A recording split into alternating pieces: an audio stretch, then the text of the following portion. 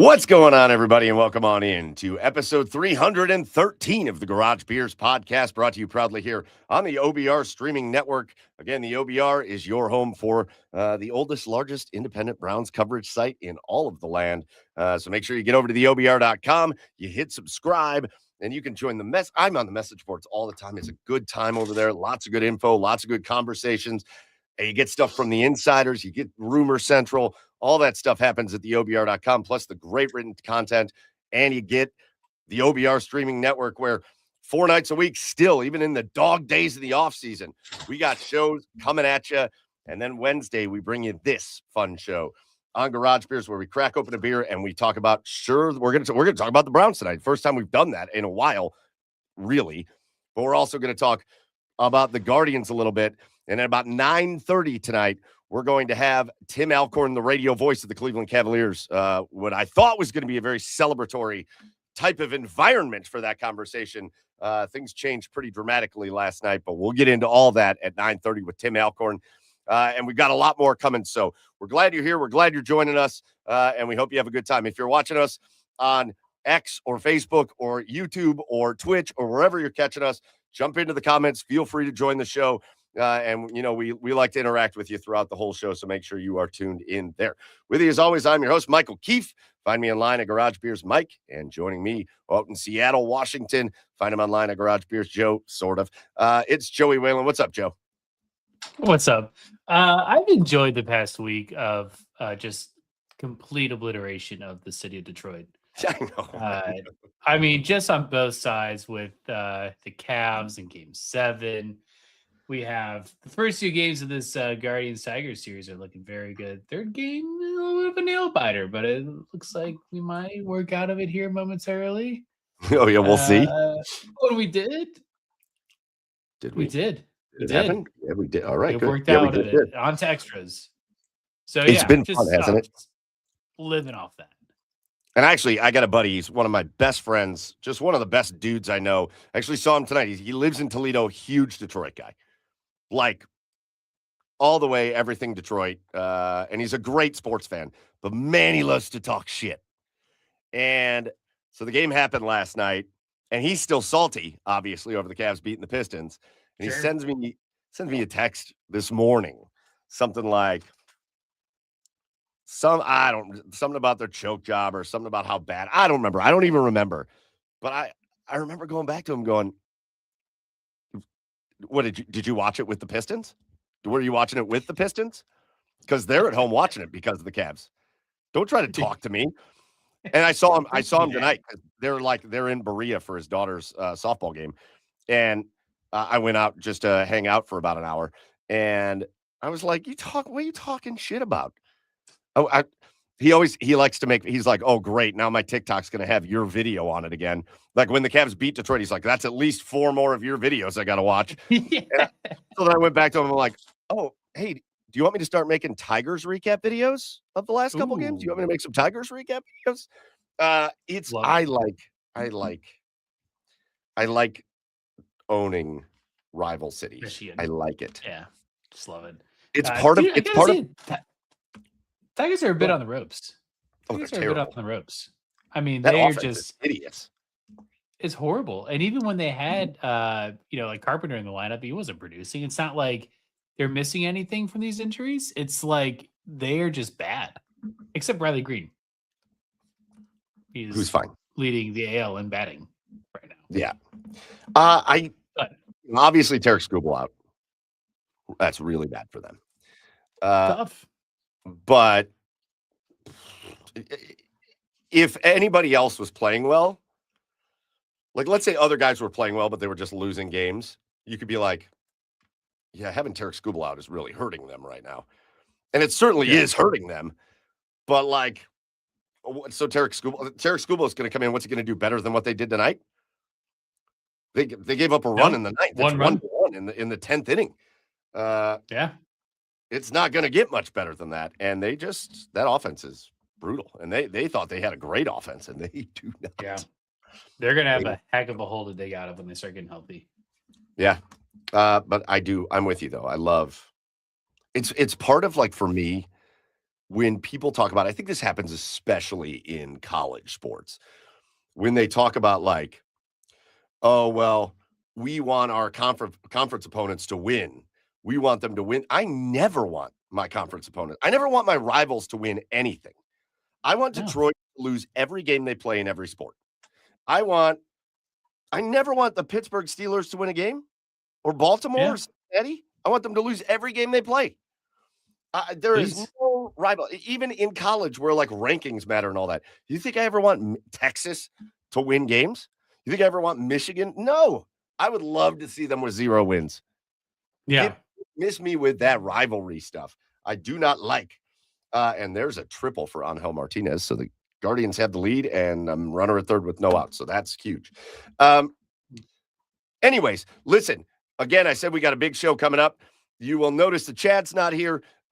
This may be a thing for a little bit because Chad is coaching baseball and they've got late practice on Wednesday nights, I think, at least until the season starts. And then he probably won't have that anymore. They do 2 days with the kids? Come on. I don't know. But he will be here. He said sometime within this first half hour, he's going to show up. So Chad will be here to join this because we got some fun stuff to do. We're going to do a Cleveland sports villains draft at the end of the show. Again, we got Tim Alcorn coming up in just under 20 minutes. But I want to start with, we got to start with our garage beers of the week. So Joe, crack it open for us. What's your garage beer? Correct. We got a bunch of beer in the fridge that I've had on before, so we're just going to keep rolling with that. I got the Top Cutter IPA by Bale Breaker. It looks like this. This is a beer in a glass. It looks very beerish. Yes. I got to tell you, tastes pretty beerish to me. It's tasted like beer. Doubled down a left field. Oh, my gosh. Left center gap, so. Get it, Gardos. Go Guards. Oh, that's great. I love just keep beating Detroit. Oh my gosh, they're playing so well right now. It's so fun to be a Guards fan. Good hat choice, by the way. Yeah, you know what? I noticed that on YouTube. Looks great on both of us. All right, so you got your beer. I am going to give a shout out to my wife, who is also your sister.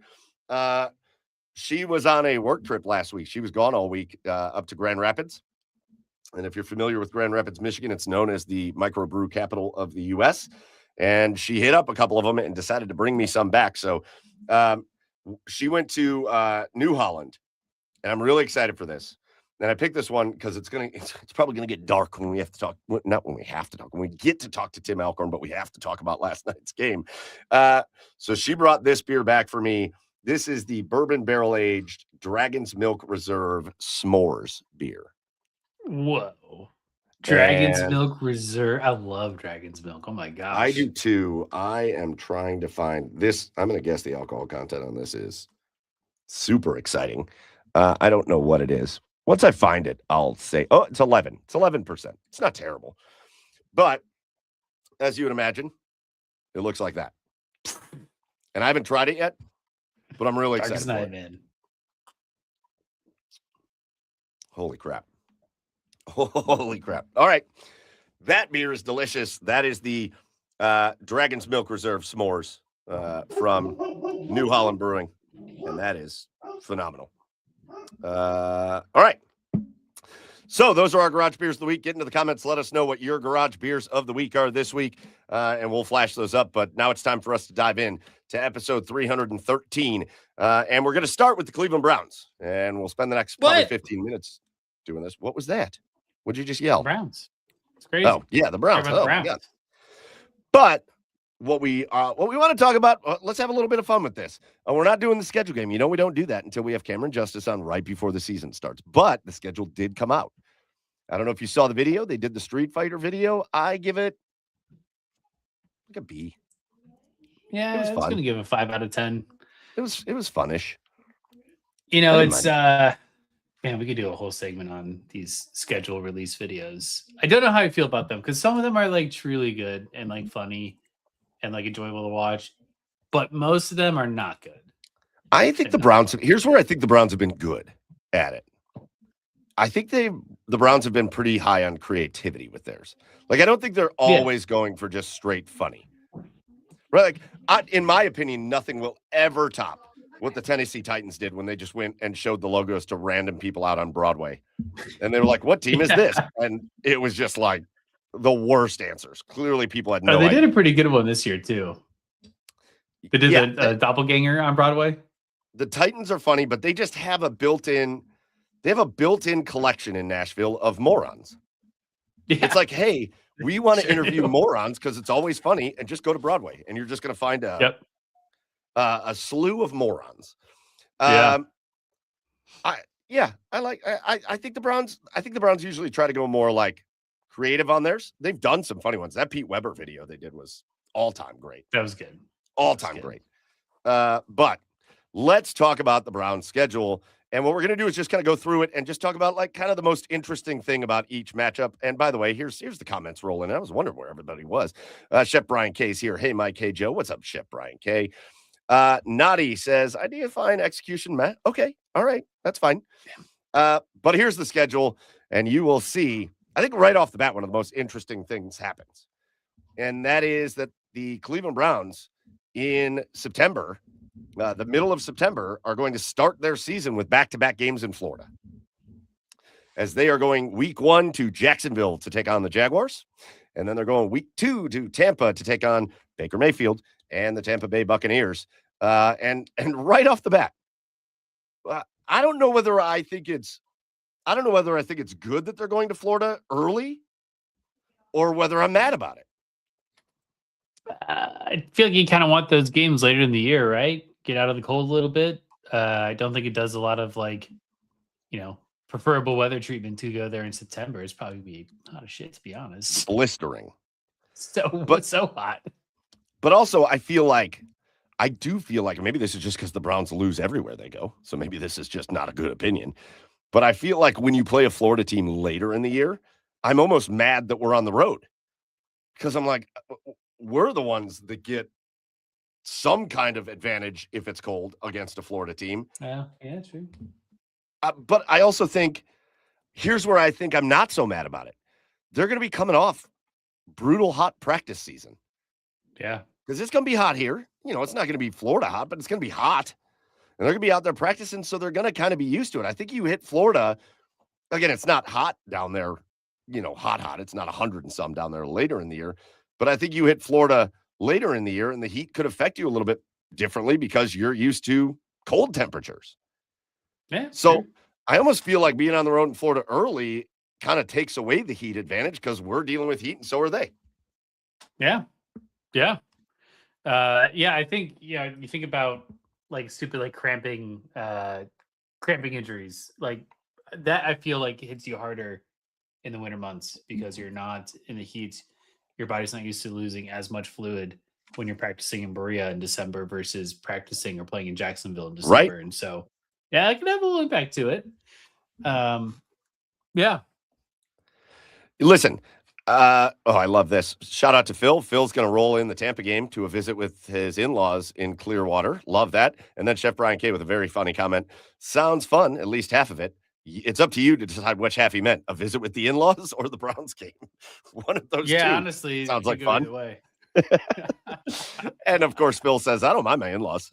That's awesome. All right. So interesting thing about the Jaguars game. The Jaguars were good last year. I don't think there's any reason to think they're not going to be good this year. So I think the Browns open with a challenge right off the bat. I don't know that I see a reason. I think there's questions on the Jaguars defensively, especially that secondary. Again, go down there and try to pick on Greg Newsome, depending on who's throwing the ball.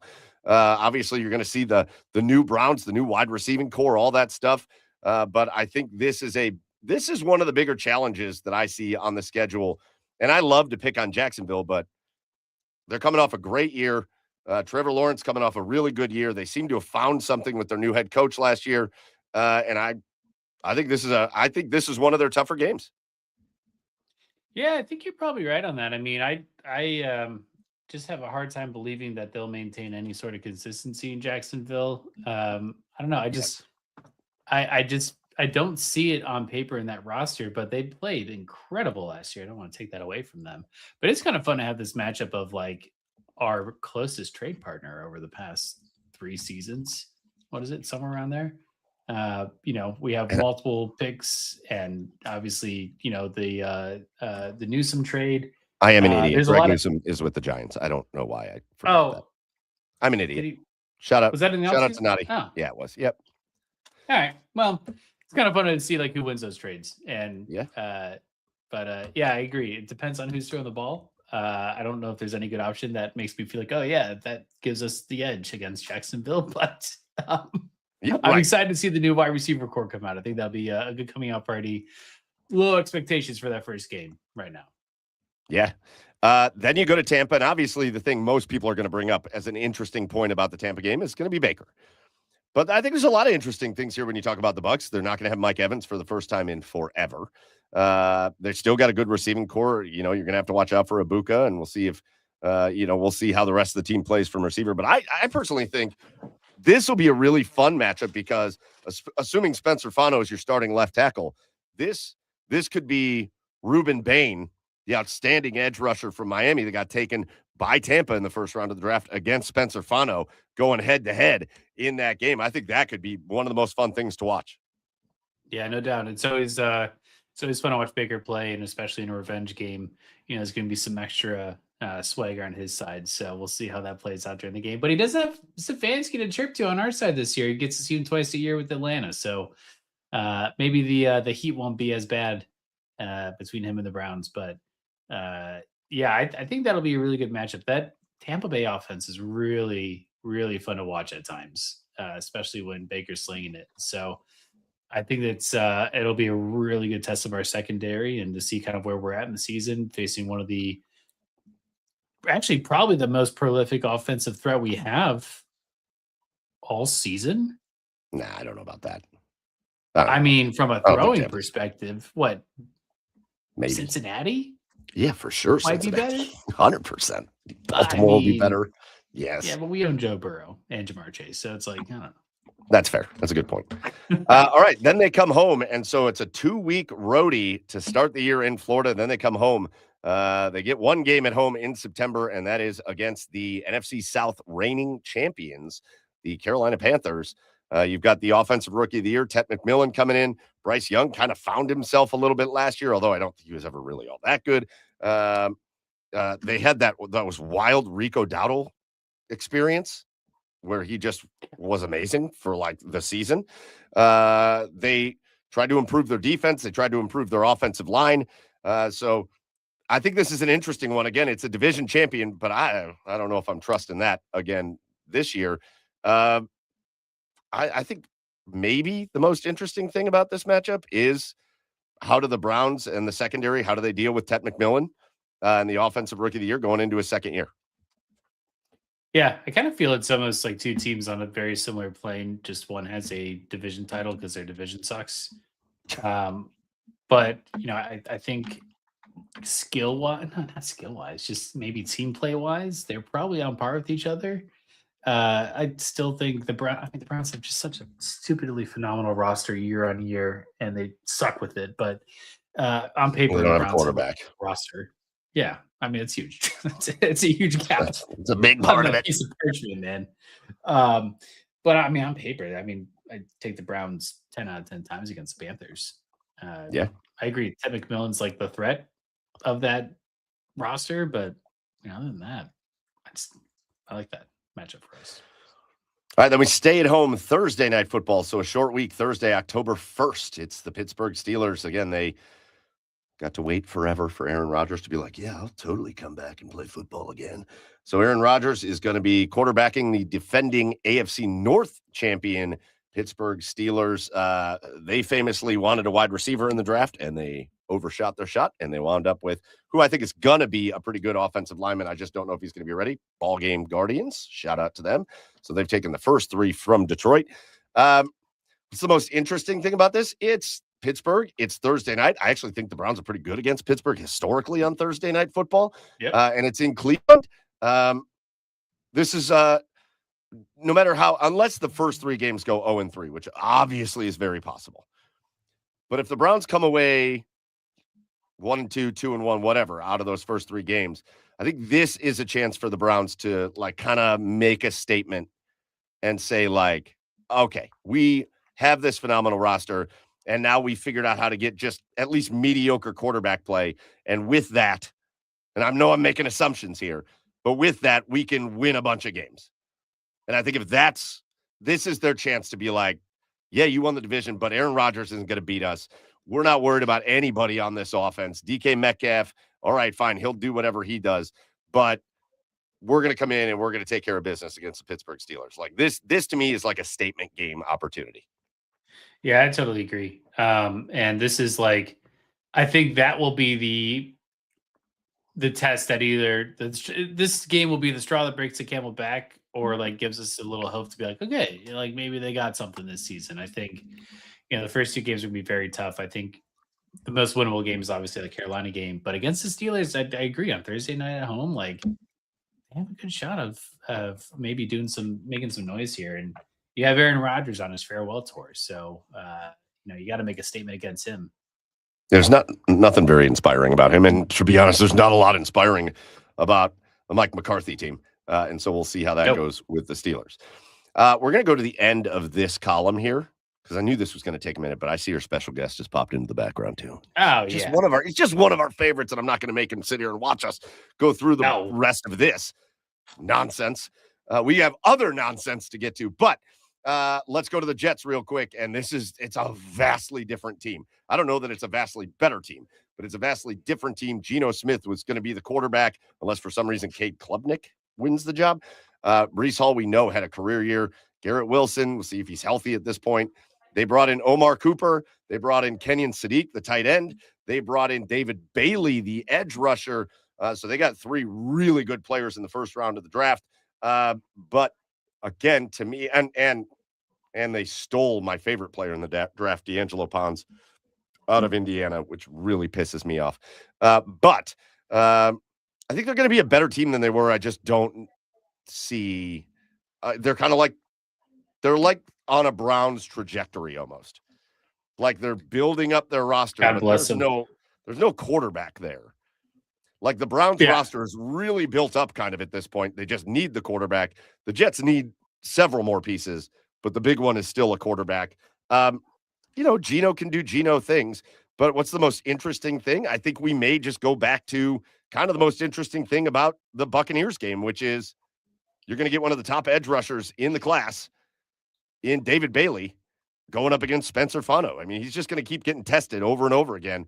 And here's another chance for him to show what he's worth. Yeah. I mean, it's definitely a much younger roster. And I agree. It's like the Browns of like, I can't even say 2 years ago, because like I feel like every year we have these expectations for this team, but like they're a shadow of the Browns right now. Geno is not going to do Geno things against this defense. I have the utmost confidence in saying that. I hope we can score against them. Yeah. All right. Then the last one we'll talk about right now. It'll be October 18th against the Baltimore Ravens. Ravens' new coach, Jesse Minter. They got Lamar, Zay Flowers, Derrick Henry. The offense is still going to be pretty good, even though it's a whole new coaching staff. Defensively, they should have been punished for what they did. They brought in Max Crosby. They backed out of Max Crosby. They brought in Trey Hendrickson, but they did get better at their pass rush position, which was not very good with Baltimore. So they improved a weakness. It's going to be a really good roster, and it's going to be a really good Ravens team. To me, the interesting kind of new thing about this matchup is you've got some of these young dudes on defense. Carson Schlesinger, the guy that I'm really going to look at, I think this could be maybe a coming out party for Emmanuel McNeil-Warren. This kid is an incredibly instinctual player. He just always is in the right place at the right time, and he's that kind of safety that can play both deep and be up in the box. And I think this is his chance to kind of be an up-in-the-box safety who is maybe preventing Lamar from making big plays, maybe making some hits on Derrick Henry, hopefully clean hits that don't result in any injuries. But I think this could be I'm going to be very interested to see Emmanuel McNeil-Warren in this first game against the Ravens, because I think he's a player that's kind of built to play against the Baltimore Ravens. I'm really excited for the Ravens matchups this year. I think, I think historically they just have always had our number. But it's a bit of an aging team. I mean, Lamar Jackson is losing is going to be losing his running elusiveness. Maybe this season, but definitely over the next couple seasons. Derrick Henry is not a spry young man that he was in Alabama or in Tennessee. And, there's definitely going to be some injury concerns with both of those guys. And, I'd be impressed if they made it through the entire season without missing some games here. And so I think we can start having an edge on this team a little bit. So I'm really excited to see what comes of our Ravens matchups this year. Well, we'll steamroll through the rest of this in just a bit, but I see our special guest in the background. I'm guessing he's exhausted. I'm guessing he's almost borderline tired of talking about what happened last night, but we're going to do it anyways, and we're going to talk about moving forward. But we're going to bring in one of our absolute favorites. Again, if you know this show, he was our very first ever special guest. He's certainly one of our most frequent special guests, a mentor to me, a good friend, an overall great guy, and a guy I still need to go get a tiki drink with at some point. But let's maybe let this Cavs season finish, and then we'll do that. But let's bring him in right now. It's the radio voice of the Cleveland Cavaliers. It's Tim Alcorn. What's going on, Tim? How you doing, man? It's good to hear from you. When we going to Porco's? Hey, listen, I want to get you through the season, get you some relaxing time, and then we get to Porco's, okay?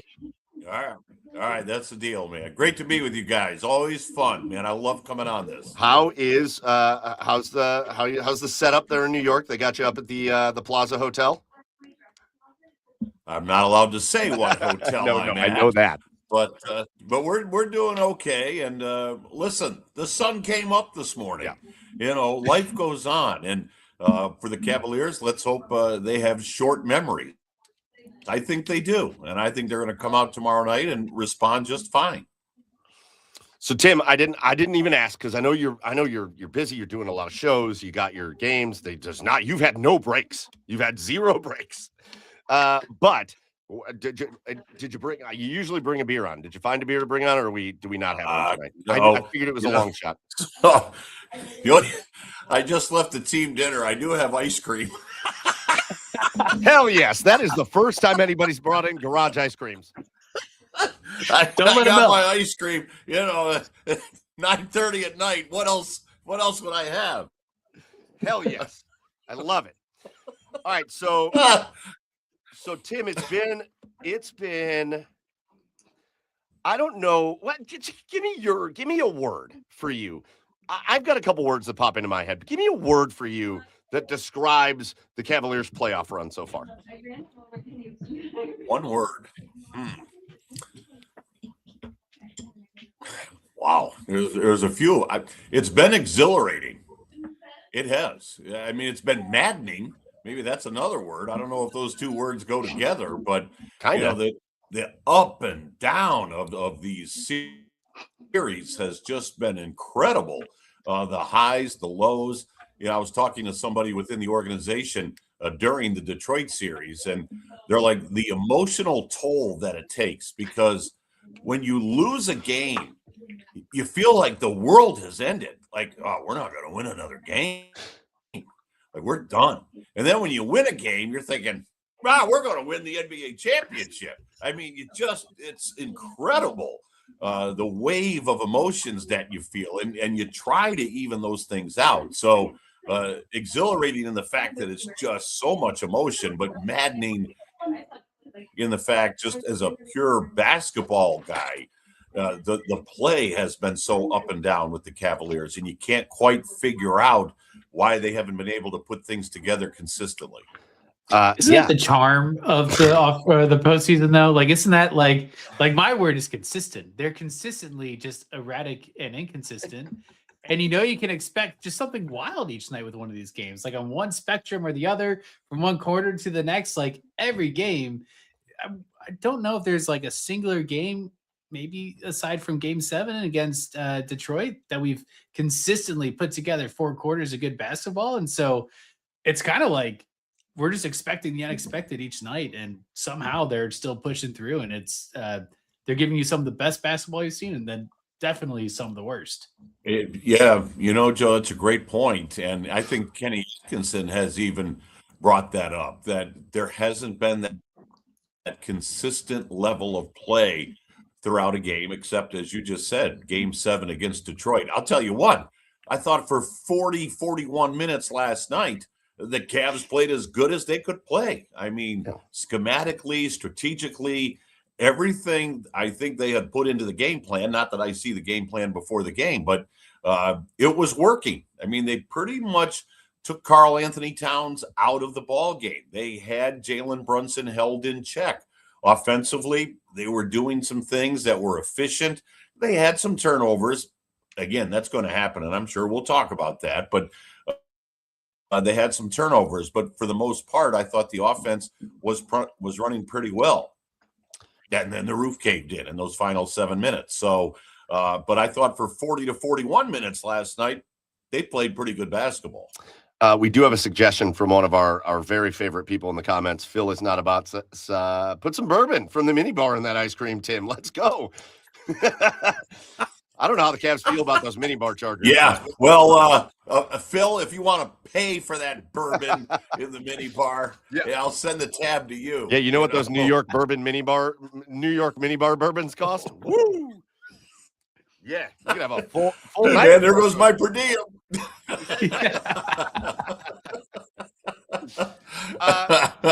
Tim,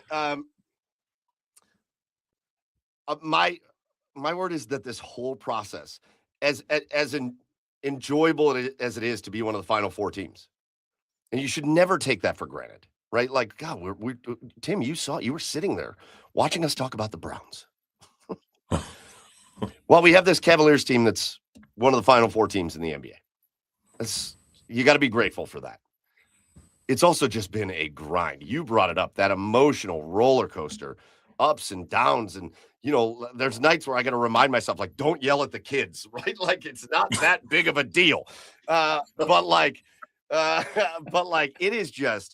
it has been a grind from a fan perspective. From somebody who cares and loves the team, it is just one thing after the next. And this team, Tim, and it's the word I used to describe them last night after the game, there's a bipolar element of this team. It's like there's two ways that they play. And when they play one way, they're unbeatable. I really think they're unbeatable. I think the Spurs are going to lose to them if they play that way. I think the Thunder, while I think they're amazing, could lose to them while they play that way. I certainly think the Knicks can lose to them when they play that way. And the other way, they're never going to win games. And unfortunately, it feels to me like, and I compared it to the Star Wars, the dark side, like they're drawn to the way that they don't win games. And I've loved listening to you. First of all, it's been very fun listening to you and Serena, and especially Jonesy, right? On his kind of farewell tour on the radio. But I think he's actually been so good at calling this out. This Cavaliers team, for some godforsaken reason, Tim, and it happened last night, falls in love with the idea that they're just going to dribble out the shot clock and take a three. Dribble it out, take a three. Dribble it out, take a three. Get across midcourt, dribble it out, take a three. It's why they lost the game last night. It is, yes, you could say maybe they should have defended differently on Jalen Brunson, and we could certainly talk about Kenny Atkinson a little bit here, and I've rarely ever criticized him, but I think he deserves a little from last night. But what is it? Like, what are you watching that makes you feel like is causing them to see, like, look at all the success we're having driving to the hoop, those dribble drives. They're so good at the interior passing, those little pocket passes they make. I think they're the best team in the league at that.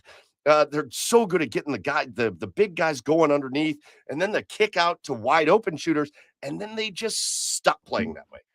What is the explanation for that? Well, I used the word earlier. It can be maddening because, to your point, as Jim points out during the broadcast, and I'm sure as listeners are dialing in and listening to me call the game, I don't pretend to paint a perfect picture, but I think I can call when that ball is moving and when it's going from side to side and in and out and cross court and skip passes and that sort of thing, compared to harden on the dribble. I mean, so yeah, it gets stagnant, and I can't put a finger on why that's happening. Believe me, not that I'm going to go running to Kenny Atkins and saying, "Here's my idea." Would you? But yeah, I'm sure if it's maddening to me, it's frustrating to Kenny as well. And then to your point, Mike, the fact that, as Jim always says, the money's in the paint. The money's in the paint. And they'll get Evan, they'll get Jared going early, and then all of a sudden they become infatuated with the three ball. So, and that seems to have been the case all season long. So why, to your point, is it like a homer to the sirens, I guess? If that's the analogy, I don't know. But they do seem to fall in love with that, and it does seem to come back to bite them. And I do think that's what happened down the stretch last night. I think there was a myriad of things that happened in that last 7.5 minutes last night. But that was one of them. And I do think, give some credit to the Knicks. I think once things started to snowball on the Cavs and they saw 22 cut to 18, 14, now the Cavs started pressing, not literally in a basketball game, but they started pressing at the offensive end. They started forcing things. They started rushing things. I mean, there were shots that went up long before they had to go up. Not that you want to run it down to 2 or 1 seconds on a shot clock, but they were forcing shots. I think they were trying so hard to get a bucket to stop the run that they got away from what they were doing. And I think that was one of a combination of things that happened. But I listened to the game. I can't remember what game it was. Was it game 3 or 4 where Detroit erased a 17-point lead in like 2 minutes? Like I was listening to you and Jonesy, and they just erased the lead. Do you remember that game? And I remember listening to 3. I think it was 3. Yeah, it was 3 because it was the game that finally James Harden like woke up in that game and played great down the stretch, and they won that game. But I'm listening to Jonesy. There is this, and I think that's part of the frustration. Is there is this thing with them that when they get up big, I'm thinking about last night's game. 2 more dunks, 2 more of those pocket passes to Jared Allen for just the easy putback or easy lay-in, easy dunk, or Evan Mobley for the easy lay-in or easy dunk. 2 more of those, and they win that game. It ends, it snaps it for New York. They don't have a chance, and it just so then it brings me to this, and I think there is. I want to know what you thought, and I know you as a part of an organization. I don't want to say anything too crazy, but I want to know what you thought about some of the comments you heard after the game, because I don't know why are you not trying to take control of this? Kenny, I love Kenny Atkinson. I have been a big supporter of his since they brought him in, but when you see what the run get to, it was like 15-1 before a timeout got called. And there's got to be a sense of guys, we're not, whoa, what are we doing? We are not playing our brand of basketball all of a sudden, and we need to get back into it. And it's like he thought they were going to play their way out of it, and instead they dug their heels a little deeper in. And then I heard his comments afterwards, and he kind of backed it up, and I thought, I don't know. I don't know how I feel about this, Tim. You want your coach to you saw it in the Detroit series. And people can say whatever they want about JB Bickerstaff, but you saw it a couple times in the Detroit series where the Cavs would make a run, or especially those first couple games where Detroit was up big, the Cavs made a run, JB called the timeout, and what happened after the timeout? The Pistons took control of those games and went and won them. It stopped the run. It's not saying that's guaranteed to happen, but it just felt like everything was so passive last night. Like everything was good, then it started going off the rails, and they were like, "Well, we'll just see if we figure it out."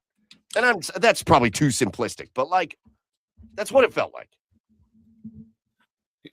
Yeah, I mean, I don't think Kenny was being evasive when he said after the ball game, I have a philosophy, and my philosophy is to hold on to timeouts. And we've all been around coaches long enough that philosophically, if they believe one thing or a couple of things, and it's part of their coaching pedigree, and it's what makes them a coach, very rarely will they veer off of that.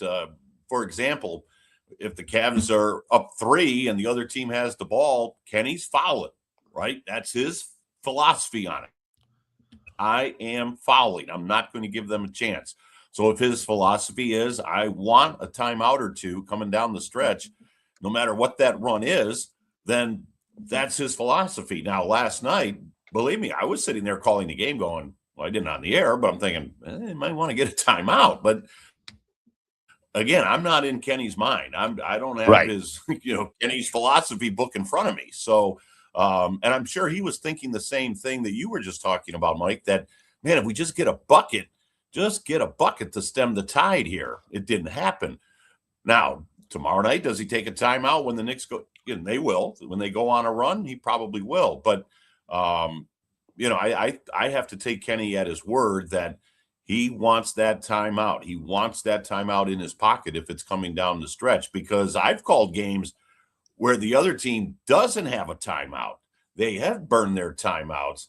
And now you get into the last 90 seconds, 2 minutes of a game, they don't have a timeout to take.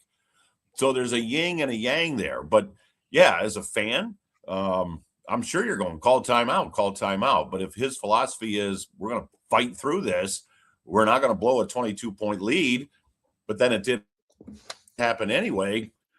That's just the way he coaches the game. And I don't know if you're going to change him on that.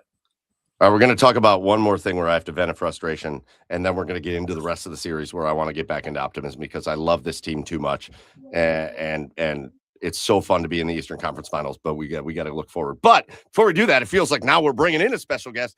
But he finally got the kid to bed, so we got to get him in. It's Chad Meyer. Chad, hey, welcome to the podcast that started 45 minutes ago.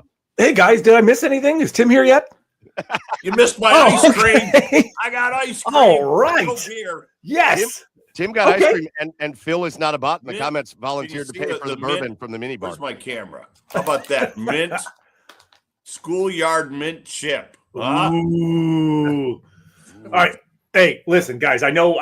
You got one more frustration event, Mike. But I'm coming on the podcast with breaking news. That would be of interest to all three of you. Actually, is the Cavaliers' partner in crime at Rocket Arena, the Cleveland Monsters, are now 1 win away from the Eastern Conference Finals after a 4-0 win up in Toronto tonight. They took a 2-1 series lead, so 1 win away from returning to the Eastern Conference Finals. Leave it to a hockey team from Toronto to choke in the playoffs. Hey-o. Yeah, but seriously, my daughter's a klutz. That's why I'm late.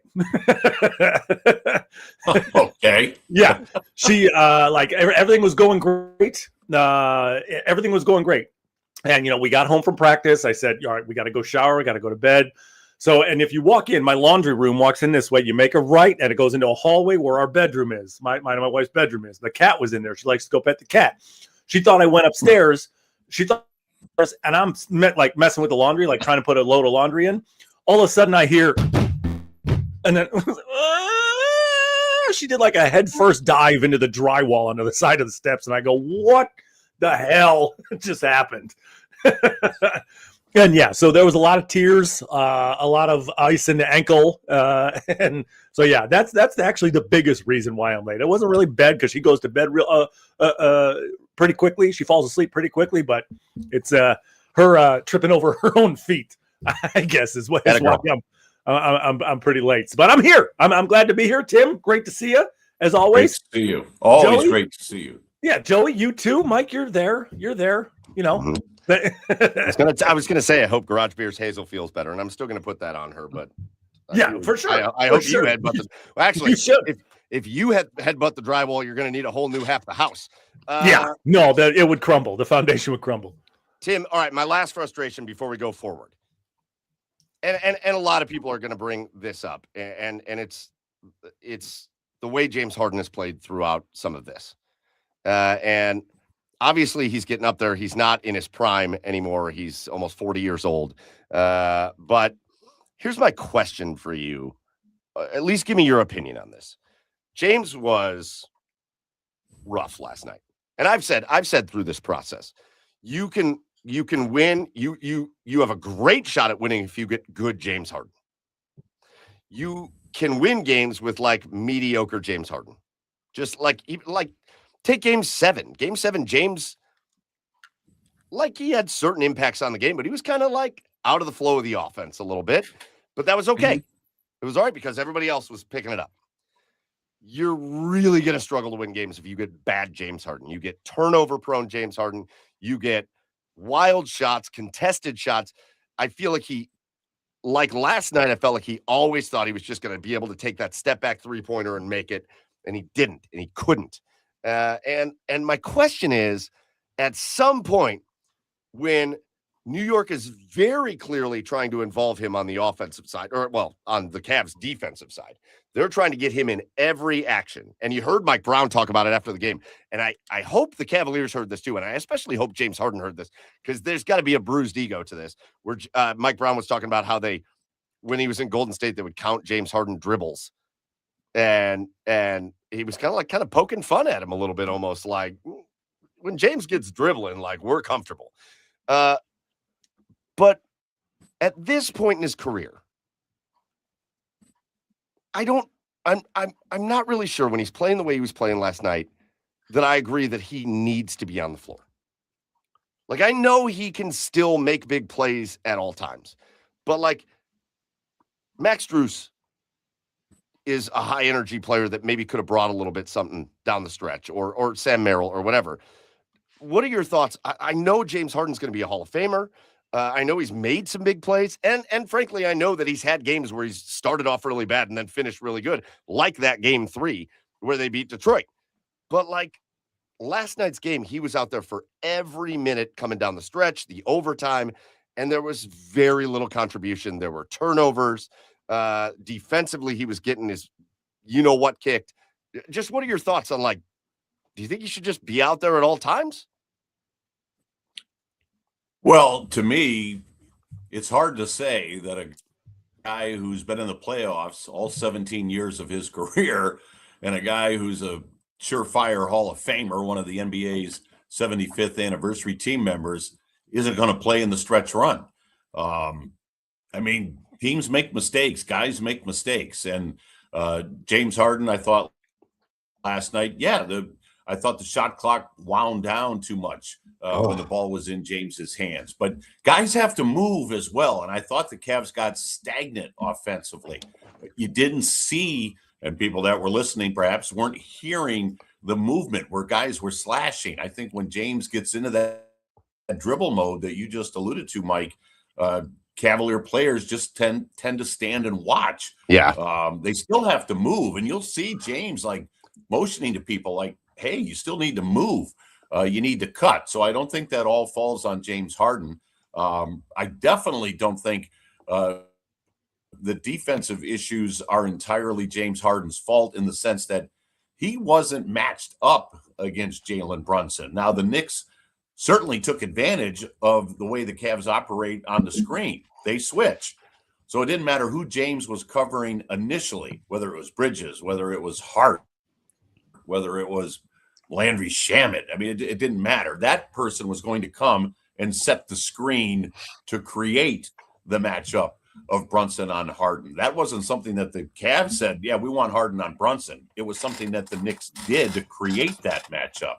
So I don't know if James deserves, all the blame for that. I thought the Knicks and Mike Brown developed that strategically. Now, I also will say Kenny Atkinson, to his credit, once James got burned a couple of times by Brunson, he then would double Brunson. If you look at the last 3 or 4 possessions where Brunson had the ball, the Cavs were doubling him with Harden and somebody else.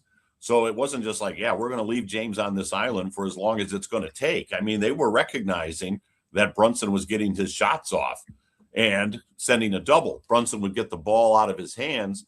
The Knicks, to their credit, would then get it right back to Brunson. And he was on a heater. I mean, listen, guys, he hit some shots that were incredible shots. They weren't just layups. And the first 3 ball that he hit was in that fourth quarter, and it was a contested 3. So, again, do I think the Cavs are going to make some defensive adjustments tomorrow night? Absolutely. A guy scores 38 points, you've got to do something. But I don't think they're just going to change their overall defensive philosophy to say, well, starting in game 2 of the Eastern Conference Finals, we're not going to switch anymore on screens. I mean, you've done this now for 82 and 15, 97 games. That's the way you defend it. So, but I do think there will be some adjustments made. But to just say we're gonna pull James Harden out, man, I think that's a tough sell too. Well, I will say this. I think maybe some of the burn on him on the defensive side, I think there were certain times where he was not very good defensively, but I also think there were times where he was in very good defensive position, and Jalen Brunson made wild shots. I mean, Jalen Brunson made some ridiculous shots, and you got to give him credit for that. Yes, he did. My concern is a little more on the offensive end. Stop taking the air out of the basketball, please, for the love of God. We will lose every time you do that. Every time. I'm sorry, Mike. I didn't mean to interrupt you, but it was interesting because earlier you alluded to the fact that some of the comments that the Cavs made post-game. And again, emotions are still raw at that point. I mean, but I did think it was interesting that James Harden said after the game, was quoted as saying, we've got to speed the tempo up a little bit. When we settle into that. Yes, James. I mean, well, right. But I mean, he's saying, but I think that involves cutting and moving, where I think the Cavs got stagnant. So I think if they're picking up the pace and forcing the ball down the floor, we saw them do that against Detroit. And once they did that, Detroit wasn't able to settle into that half-court defense and just beat and scratch and claw and choke the Cavaliers in a half-court set. I don't like to take a lot from those post-game interviews because it is emotional, it's raw, it's whatever. I'm gonna maybe take a little issue with that, James. If you're gonna say that, then do it. But Kenny can't be coming out saying that James is one of their better defenders. We got to stop. We got to put that aside because no. But let's get off the bad stuff. Let's get off the bad stuff and let's look at the rest of the series, because I think there's this interesting dilemma that I'm having in my head, Tim. And here's the dilemma I'm having in my head. This series is starting for the Cavaliers very similarly to the way that the Eastern Conference Finals started for the New York Knicks last year, where, if you'll remember, the Knicks had a big lead with like 2 minutes to go in their game against Indiana, and Indiana just erased it, and they won that game, and the Knicks never recovered from that. And so obviously I'm afraid that the Cavaliers, a lot of teams that go through what the Cavaliers just went through and lose that game, find it very difficult to recover mentally, because now you're playing mental gymnastics to make sure it doesn't happen again, but maybe it kind of gets you out of your game. And you see it over and over again in the NBA. However, in this playoffs, Tim, this Cavaliers team have been as resilient as it gets. Mm-hmm. I mean, bounce back after bounce back after bounce back. And as pissed off as, frankly, I am about what happened last night. And I am absolutely pissed off, because that is it is the Knicks inflicted it, and so did the Cavs upon themselves. I'm sitting here going, well, okay, but look what happened. They lost the first. We all thought the series was over when they lost the first two against Detroit. Look at what happened when they were just losing games in Toronto, and we thought, oh my God, they're going to lose to Toronto, and they didn't. This team is resilient as it gets. So when you look at this team moving forward, like what's the thing that gives you the most optimism about them? I love the examples you brought up, because I'll tell you this, as I was packing up and walking down to the bus under MSG last night, the first thing that came into my mind as I got on the bus was, man, I wasn't getting on a bus, but this is how I felt after Game 6 against Detroit. Yes. I mean, we thought it's over. I mean, they just got shellacked at home in a closeout game. Now we got to fly there on Saturday, go into that hostile environment. Can we really win there twice? And again, self-doubt sometimes tends to creep in. And I know for Cavs fans, it certainly did after Game 6. I mean, they were despondent. But yeah, when I got on the plane Saturday, there was just this workmanlike attitude from the players and staff. Like, yeah, we lost. But I think players, and especially professional athletes in any sport, they truly have an ability. They do, to have short-term memories. And listen, I thought Donovan's quote last night, and I know, Mike, you just said you kind of take post-game quotes with a grain of salt, but there's truth to the fact that, hey, we blew a 22-point lead. But if they had won by 22, if they had won by 1, whatever, we'd be down 0-1. It's one game, and it's a series of one-game series in essence. And you've just got to win 4 of those 1 games. So either way, they lost it. But I think the Cavaliers have shown, and I think you make a great point, they have mental toughness. They'll bounce back. I think of the R.J. Barrett game 6 up in Toronto. I mean, you're just a miraculous shot away from closing that series out and winning it in 6. And even though the Cavs were coming home for game 7, you thought, good Lord, are you kidding me? We just lost on that.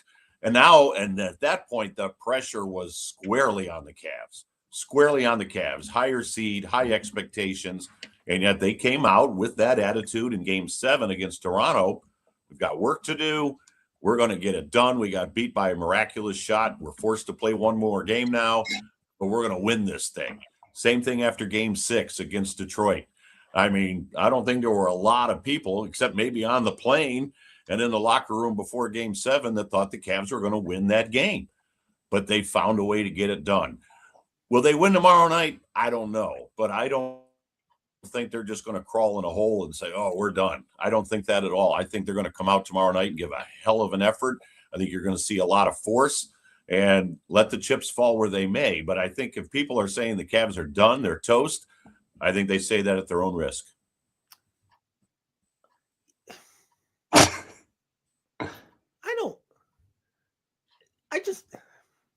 I don't like to live. I didn't mean to stun you into silence, Chad Meyer.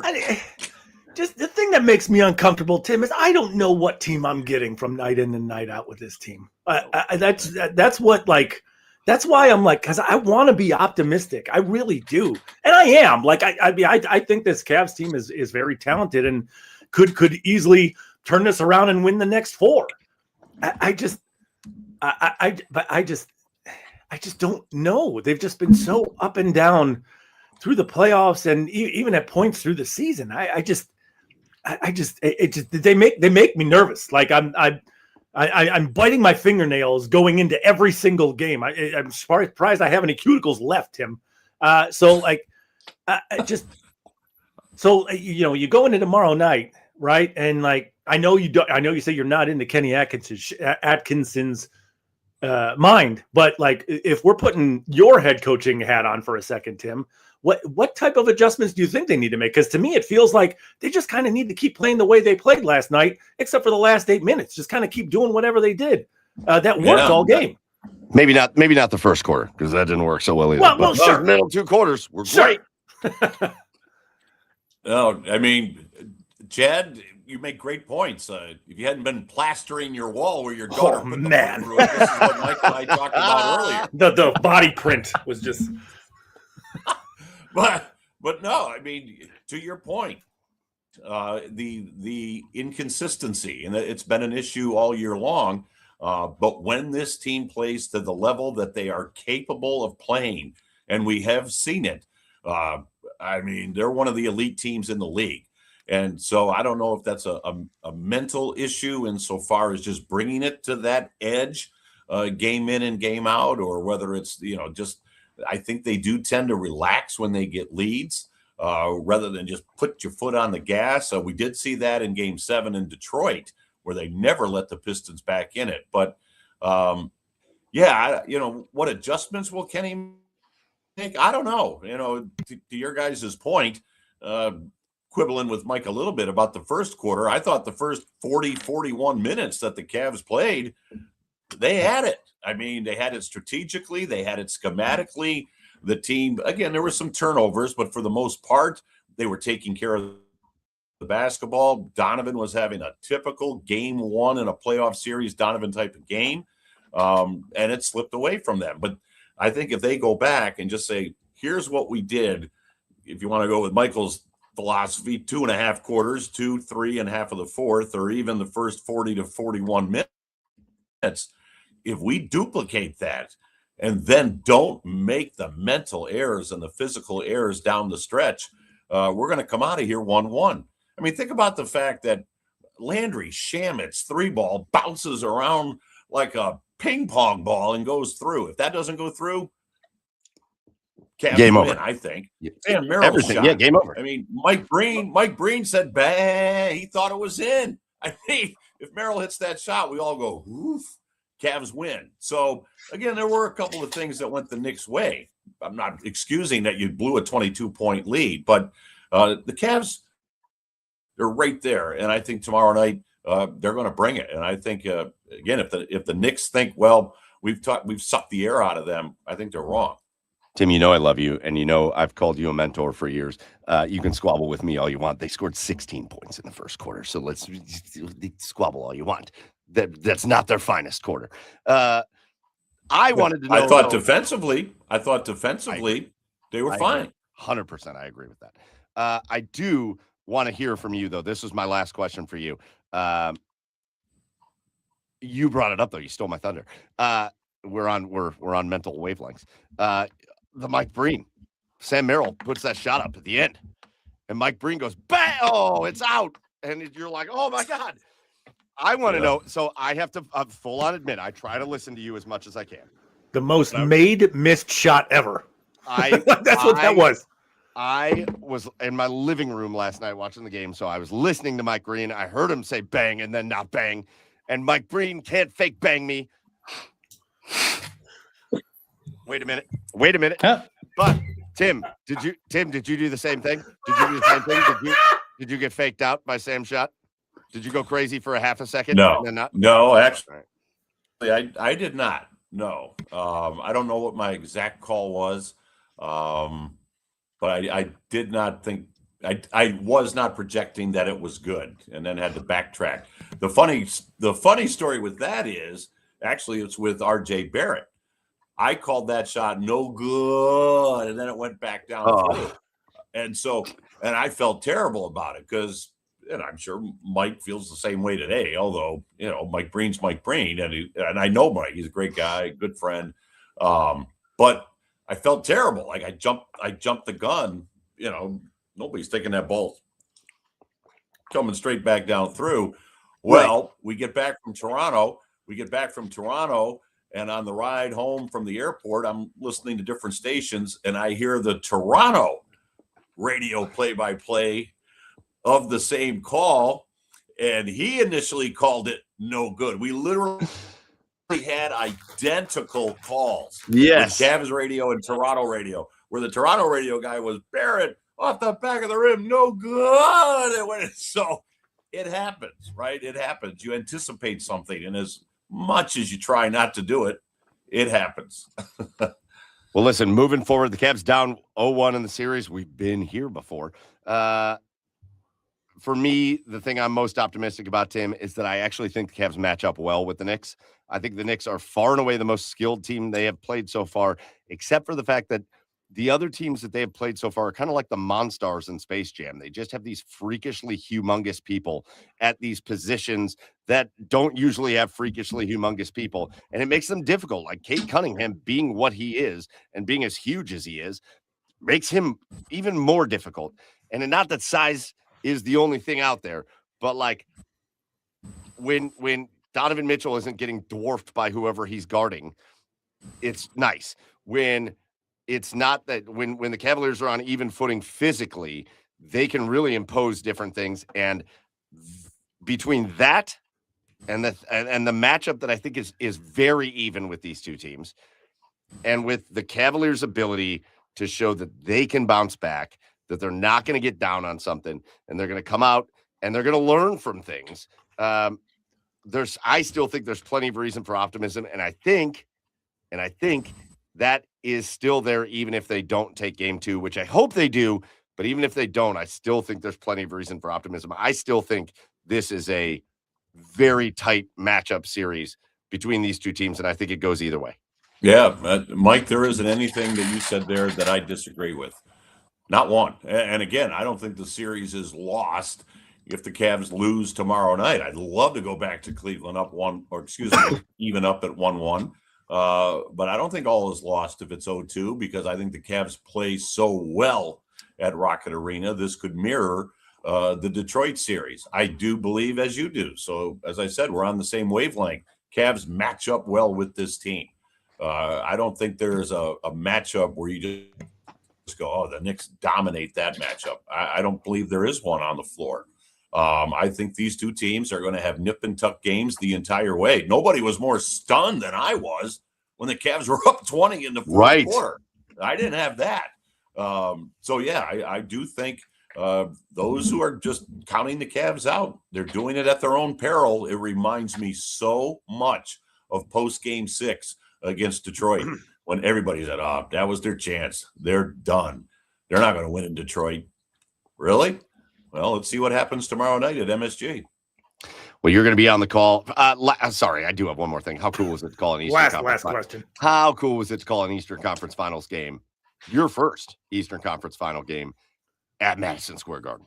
At MSG. It's a special place. I'll tell you what, when that place gets roaring, and like it did in the fourth quarter, unfortunately, it is just an incredible environment. It really is. Knick fans are loud, and that place is just so special insofar as the acoustics and the atmosphere. That damn organ that's going every time the Cavs are on offense. I mean, it's intimidating, but it's special. And obviously, to call an Eastern Conference Final, my first, certainly has been a blessing. I'm looking forward to calling a few more and hopefully an NBA Finals. But yeah, it's certainly it's been a special ride so far. What a playoff year! Wow. Yeah, it's awesome stuff. And Tim Alcorn, man, it's been fun to watch you go through it. I like Madison Square Garden a lot more when it's quiet, to be honest with you. I like it a lot more when it's dead silent, like it was for most of the game. Hopefully the Cavs can get it that way at the end of the game tomorrow night. But if you want to, and again, nothing against Mike Breen and former Cavalier Richard Jefferson and those guys. Tim Legler was on the call. Nothing against the national crew on TV, but maybe hit that mute button and put Tim Alcorn on and Jonesy and Serena Winters calling the game on the radio while you're watching it. We've coined a term for those people. We're gonna create a rock band after the playoffs called the Sinkers. All those people who sync us up to the video. Chad, you want to join the Sinkers? You want to be with the Sinkers? Yeah, hell yeah. Joe, man. what do you say? I'm in. Let's do it. 100%. We're all sinkers. Sinkers. There you go. We're all sinkers. Well, Tim, we look forward to your call tomorrow night as the Cavaliers even up the series. We're just going to say it now. As the Cavaliers come back, they shake that off and even up the series, come back 1-1. But hope you enjoy every second of this. It's been a very fun run. And we look forward to catching up with you down the road, as we know we will. But enjoy the rest of this run for the Cavaliers. And I'll see you at Porco soon, yeah? Yeah, let's do that. Absolutely. Guys, I love being with you. I love what you guys do. Congratulations on your success. And let's do this again during the NBA Finals. How's that? Hell Done. yes. I'll be on time next time. Sounds great. Thanks, guys. See you, Tim. Tim Alcorn, radio voice of the Cleveland Cavaliers. I kind of felt bad through part of that because I had to vent. Yeah. Of course, he works for the Cavs, so he's got to be careful. And I know, and I feel like I laid some stuff on him. But last night was frustrating as shit. Well, what's frustrating is you feel like you're only going to get so many chances to steal a game. Duh. And last night was the one to steal, by the way. That was the game. Yeah. But I really do believe what I said at the end. I think the Cavs match up extremely well with the Knicks. And they're going to have a chance again tomorrow. So we'll see what happens. All right, Chad, first of all, you drinking a beer? Yeah, sure am. Midwest IPA from Great Lakes. Yeah. You got that. It was the hazy one. That's the hazy one, right? Yeah, it was the last beer we had in the fridge. So, and I didn't have time to go grab new ones this week. So that's what I'm drinking tonight. All right. You tend to enjoy the hazy IPAs more than the West Coast IPAs. So, yeah, no, listen. I think I'll fully admit, I think I've come around on IPAs, but I will never come around on West Coast IPAs. They're gross. All right. We're gonna fly through a segment. Then we're going to go back to a segment Joey and I started, and then we're going to finish with, I think, a very fun game. Wow. But what? Just a lot of flying and zipping around here. That's what we're doing. That's what we're doing. There we go. Yeah. We haven't done Asshole of the Week, though. So let's do Asshole of the Week. And Chad, for being late, you're the Asshole of the Week. So why don't you start us off? Oh, yeah, sure. My first one is Mike Breen for fake banging you. He should really bang you. Next is Kenny Atkinson. Next is Kenny Atkinson. I'm just going to keep putting. I hope we could save this comment. from Shooter Words McGavin. of There's a nothing fake worse than a bang. fake bang. Yeah, hashtag blue balls. It's it's that makes up for great. And that my next one is, and Tim couldn't say it, but I'll say it. Kenny Atkinson for not calling a timeout last night. How could you not stop that fucking run that the Knicks were on? Call a timeout. Like it's just stop the momentum. That's like basketball 101. Stop the momentum. Call a timeout. All right. We couldn't talk about it with Tim because I didn't want to put him in an uncomfortable position. Yeah. I brought it up a little bit, but Kenny Atkinson had, I think, maybe his worst night as Cavaliers head coach last night. Yeah. And it started with the game, some of the rotations, not being able to get some of his guys in check. Like Dennis Schroeder just started chucking threes, put his ass on the bench chucking threes. I like when Dennis Schroeder's out there. I like when he's like a drive and kick kind of guy. Yeah. If he's jacking threes, put his ass on the bench. Right. Right. Some of his rotations were horrific. God. And then after the game, Chad, his press conference was like kind of defiant almost. Yeah. And kind of like James Harden. James Harden's one of our better defenders. Kenny, I couldn't say this. I couldn't say this with Tim here, but I can say it with you guys. Kenny, shut the fuck up. What? Listen, if Kenny Atkinson was, I'm a fan of Kenny Atkinson. I don't know what the hell happened to him last night. I'm a fan. But if he was in front of me right now, if we had him on the podcast, I would tell him to shut the fuck up with that conversation. What are you talking about? Right. James Harden is a horrific defender. Not good. He's good. Horrific. I don't think he's quite as bad as people say. Maybe that's what Kenny was trying to get at. But like, no, he has not ever been one of your better defenders. Not ever, not in any situation. No. It's okay to not say things. Like literally through his entire NBA career, he has not been a good defender. So like, yeah, and we're doing. Again, I asked this with Tim, and Tim defended it. But Shooter McGavin says not subbing out Harden the entire fourth quarter overtime and calling a timeout. I asked about subbing out Harden, and Tim defended a little bit, but like Donovan Mitchell got subbed out at points. And he is 10 times the player that James Harden is at this point. And he's younger. Why is the oldest dude on the team playing every minute? Yeah. I do not understand that. Yeah. I don't understand that. All right, Joe, asshole of the week. Yeah, thanks. So much for the quick segment. I don't know, like Chad, are you coffee or tea guy? Huh? You coffee or a tea guy? Oh man, wow. Depends on the day, actually. But mostly lately I've been coffee. Kind of the same way. What about Mike? What about you? I'm a coffee guy. I'm going through a bit of a big like tea fix right now. You need it in the morning, kind of gets you up, gets you focused for the day, gets you really awake, right? For sure. And so it's a really good drink, especially for adults, to have some type of coffee or tea in the morning. Okay. What's not an appropriate time for somebody to consume a coffee or a tea is from Taco Bell. Oh, and specifically the strawberry passion fruit agua with fresca. I was going to bring this up. What? Mike What? Gave his daughter Lucy before the podcast and says, "Hey, Katie, you have to deal with this. I'm going on the podcast." Yep, that did happen. This totally erases me being late. What a dickhead. Yeah, This sure happened. does. So, Mike, you're the asshole of the week for giving your daughter caffeine at God knows what time, but probably way too late. Well, it started at about 5:00, but she didn't late. finish it until probably about like 8:00. So, listen, I gotta go, Katie. Sorry. that's kind of what happened. What a I was going to bring that up. So I'm glad Katie texted you and told you to call me the asshole of the week. That's fine. Well, I'll start with that. I'm going to double shot that asshole of the week with the fact that the Taco Bell employee is a total asshole because I pulled through Taco Bell and it's called like the strawberry passion fruit refresca or something like that. Yeah. And we were going to the softball game. Lucy was with me and we had to just grab a bite to eat. So I just grabbed like a quesadilla for Lucy and I got her the strawberry passion fruit refresca. And in the drive-thru, very specifically, I said, do those refresca drinks have caffeine in them? And she goes, "Oh, no. There's no caffeine in it." Come So on. I said, "Okay, cool. I'll take one." Turns out there's 52 milligrams or whatever of caffeine or what, 52 grams. I don't know what it is. Yeah, the But base is green tea. It's fucking loaded with caffeine. It's fucking loaded with caffeine. And I'm like, okay, maybe I'm the asshole that I didn't like go on my phone to like double check it or whatever. But she was so, and it was like a middle-aged woman. It wasn't like a teenager. She was like, "Oh, no. There's no caffeine in that." I thought it was like kind of going to be like a strawberry lemonade type deal. And I was like, "Cool, let's do it."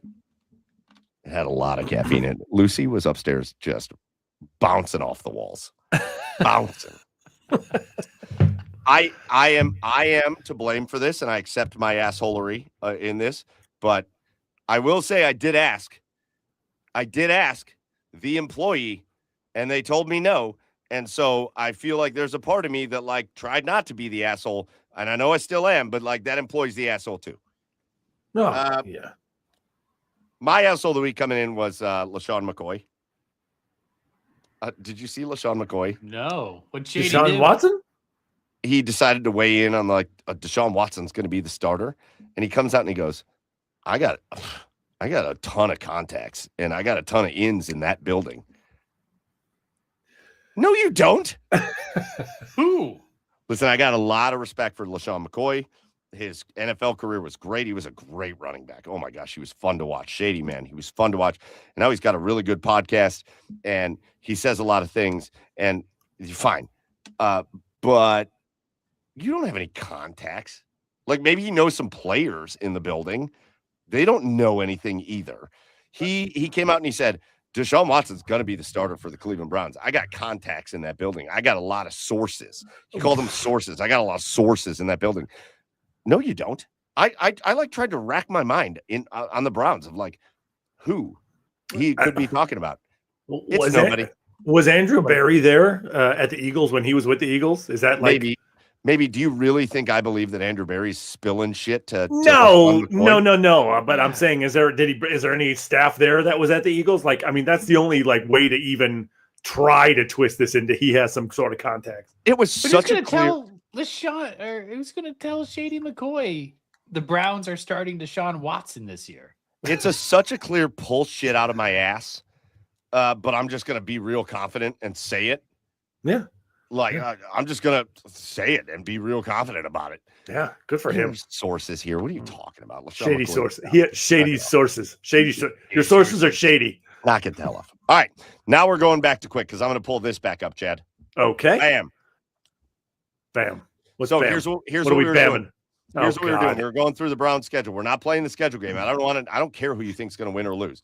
Okay. We're doing a quick thing on what you think like the most interesting part of the game is.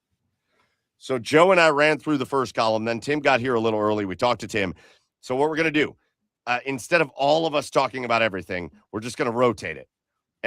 Each person is going to just talk about what they think the most interesting thing about each game on the schedule is. And then we're going to go into our last segment.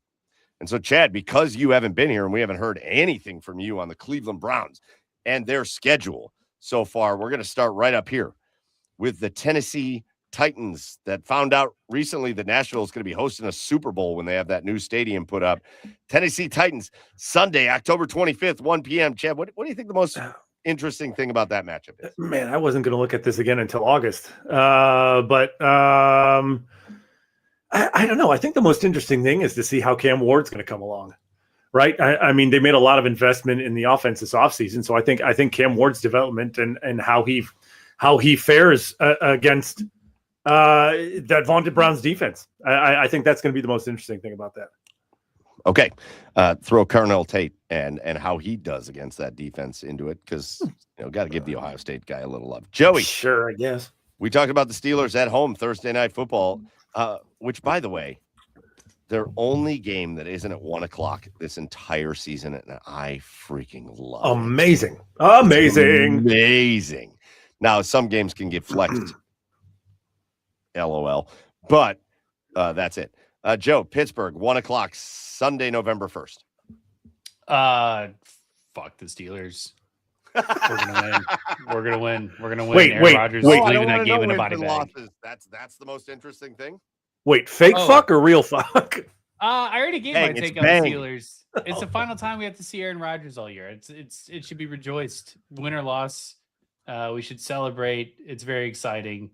Nothing about that team is super exciting outside of the fact that he's retiring this year. Hey, what do you say the three of us, the Wednesday before that game, all do an ayahuasca thing? And then that way we can talk about it on the podcast. We should live stream that game live, like while doing ayahuasca. Hell yeah, I'm in. Let's go. I'm in. Let's go. All right, my game is the Saints. Again, this is a 3-game road trip. So at Tennessee, at Pittsburgh, and at New Orleans. And I think the Saints have a chance. I'm not a believer in Tyler Shuck. I will never be a believer unless he really proves it over the course of several years. I think he had a decent rookie year. I'm not really sold on Tyler Shuck, but I do think you got Chris Olave down there. Then they draft Jordan Tyson. Defensively, I think they're okay. Offensively, I think they're going to be pretty okay. I just, again, don't think that Tyler Shuck's going to scare anybody ever. And I think this is a game the defense should really put the clamps down in New Orleans, and the offense should be able to get moving. So is this New Orleans Saints offense able to get some things going? I don't think so against the Browns, but that's the most interesting matchup to me is their offense versus our defense. And I think it's a clear runaway win for us. Chad, at home, Sunday, November 15th against the Houston Texans. There's really nothing interesting to think about a 6-3 Browns win. Like these are just two juggernaut defenses that are going to shut each other's offenses down, I think. So I think this is going to be one of the more boring games of the season. But going back to the Saints real quick, for some reason, and I don't even really have a reason for this, but Travis Etienne on the Saints seems weird to me. It just feels super weird. Very weird. Yeah. I love your take on the Texans, by the way. Love that. And their defense is unbelievable. Unbelievable. Real good. Joe, you get a fun one because after the bye week, we're back at home on the road come the Las Vegas Raiders. Yeah, well, I think it's going to be really interesting that, the team is fresh off of making their Cancun plans for the offseason. So they can probably pencil that in right after week 18. But it's just, obviously the Fernando Mendoza hype. You get to kind of see this in action at this point in the season. You're going to know if he's good or not at this point. I can't imagine this Raiders roster around him is going to put a good product on the field, but I am excited for what he can offer that franchise going forward. So yeah, I'm excited to see him play. I think that'll be really interesting, and we'll see if he's a worthy first round pick or not. A lot of very interesting things about that Raiders team, but I think you're 100% right. That brings us to the Bengals. And listen, this is interesting because we usually play the Bengals very early and then very late. And now we're playing them very late 2 times. Listen, you lose Trey Hendrickson, you bring in Sexy Dexy. I think they've made some improvements to that defense. I still don't know if it's going to be a great defense. Joe Burrow being healthy, we'll see. This team should be really good, to be honest. The Bengals should be really good. I still don't know if I really trust what they've done with the offensive line, but they should be really good. To me, the most interesting part of this game is, does Myles Garrett put Joe Burrow in the ground 4 times? Because that's what he tends to do against the Bengals. It is, does Myles Garrett say, F everything you've done, I'm going to put Joe Burrow in the ground 4 times. And it just seems to be the thing to watch every time the Browns play the Bengals. So that, to me, is the interesting thing here. Chad, oh my God, Chad, I think you get the most fun game on the schedule for the entire season. Cleveland Browns at home against the Atlanta Falcons. I mean, I think the single most interesting thing is going to be all the hype, right? I mean, everybody's going to be going into this game with, not revenge, really. It's going to be, and now it's going to be, you're facing Stefanski for the first time, and yeah, it's the hype going into this game is going to be interesting enough, and it's not even going to be from either team because Stefanski isn't really like a hype guy, and Todd Monken really isn't a hype guy either. But just the energy surrounding this game from a fan perspective is great. But yeah, I mean, obviously the Browns should dominate Stefanski's 64 tight end sets, and yeah, I think it's going to be fun. I absolutely love the fact that this game is in Cleveland. I would have been pissed if this game was in Atlanta. I love that it's in Cleveland, and I would still take Stefanski as the head coach. I will go down.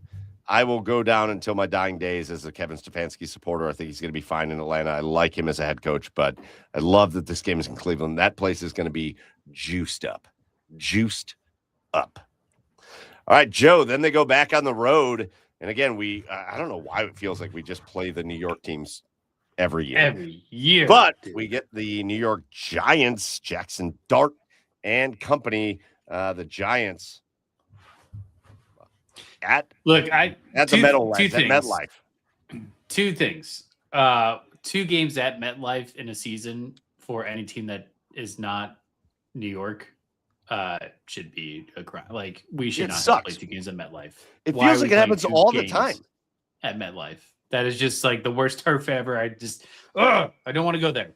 That they're one of the most interesting teams this offseason, I think, because I think out of most head coaching hires, like, they got probably the biggest upgrade for what they needed in a head coach. And you have John Harbaugh. That it'll be so interesting to see how he develops Jackson Dart, because Jackson Dart last season was, he had so many design runs that ultimately took him out of many games last year due to injury.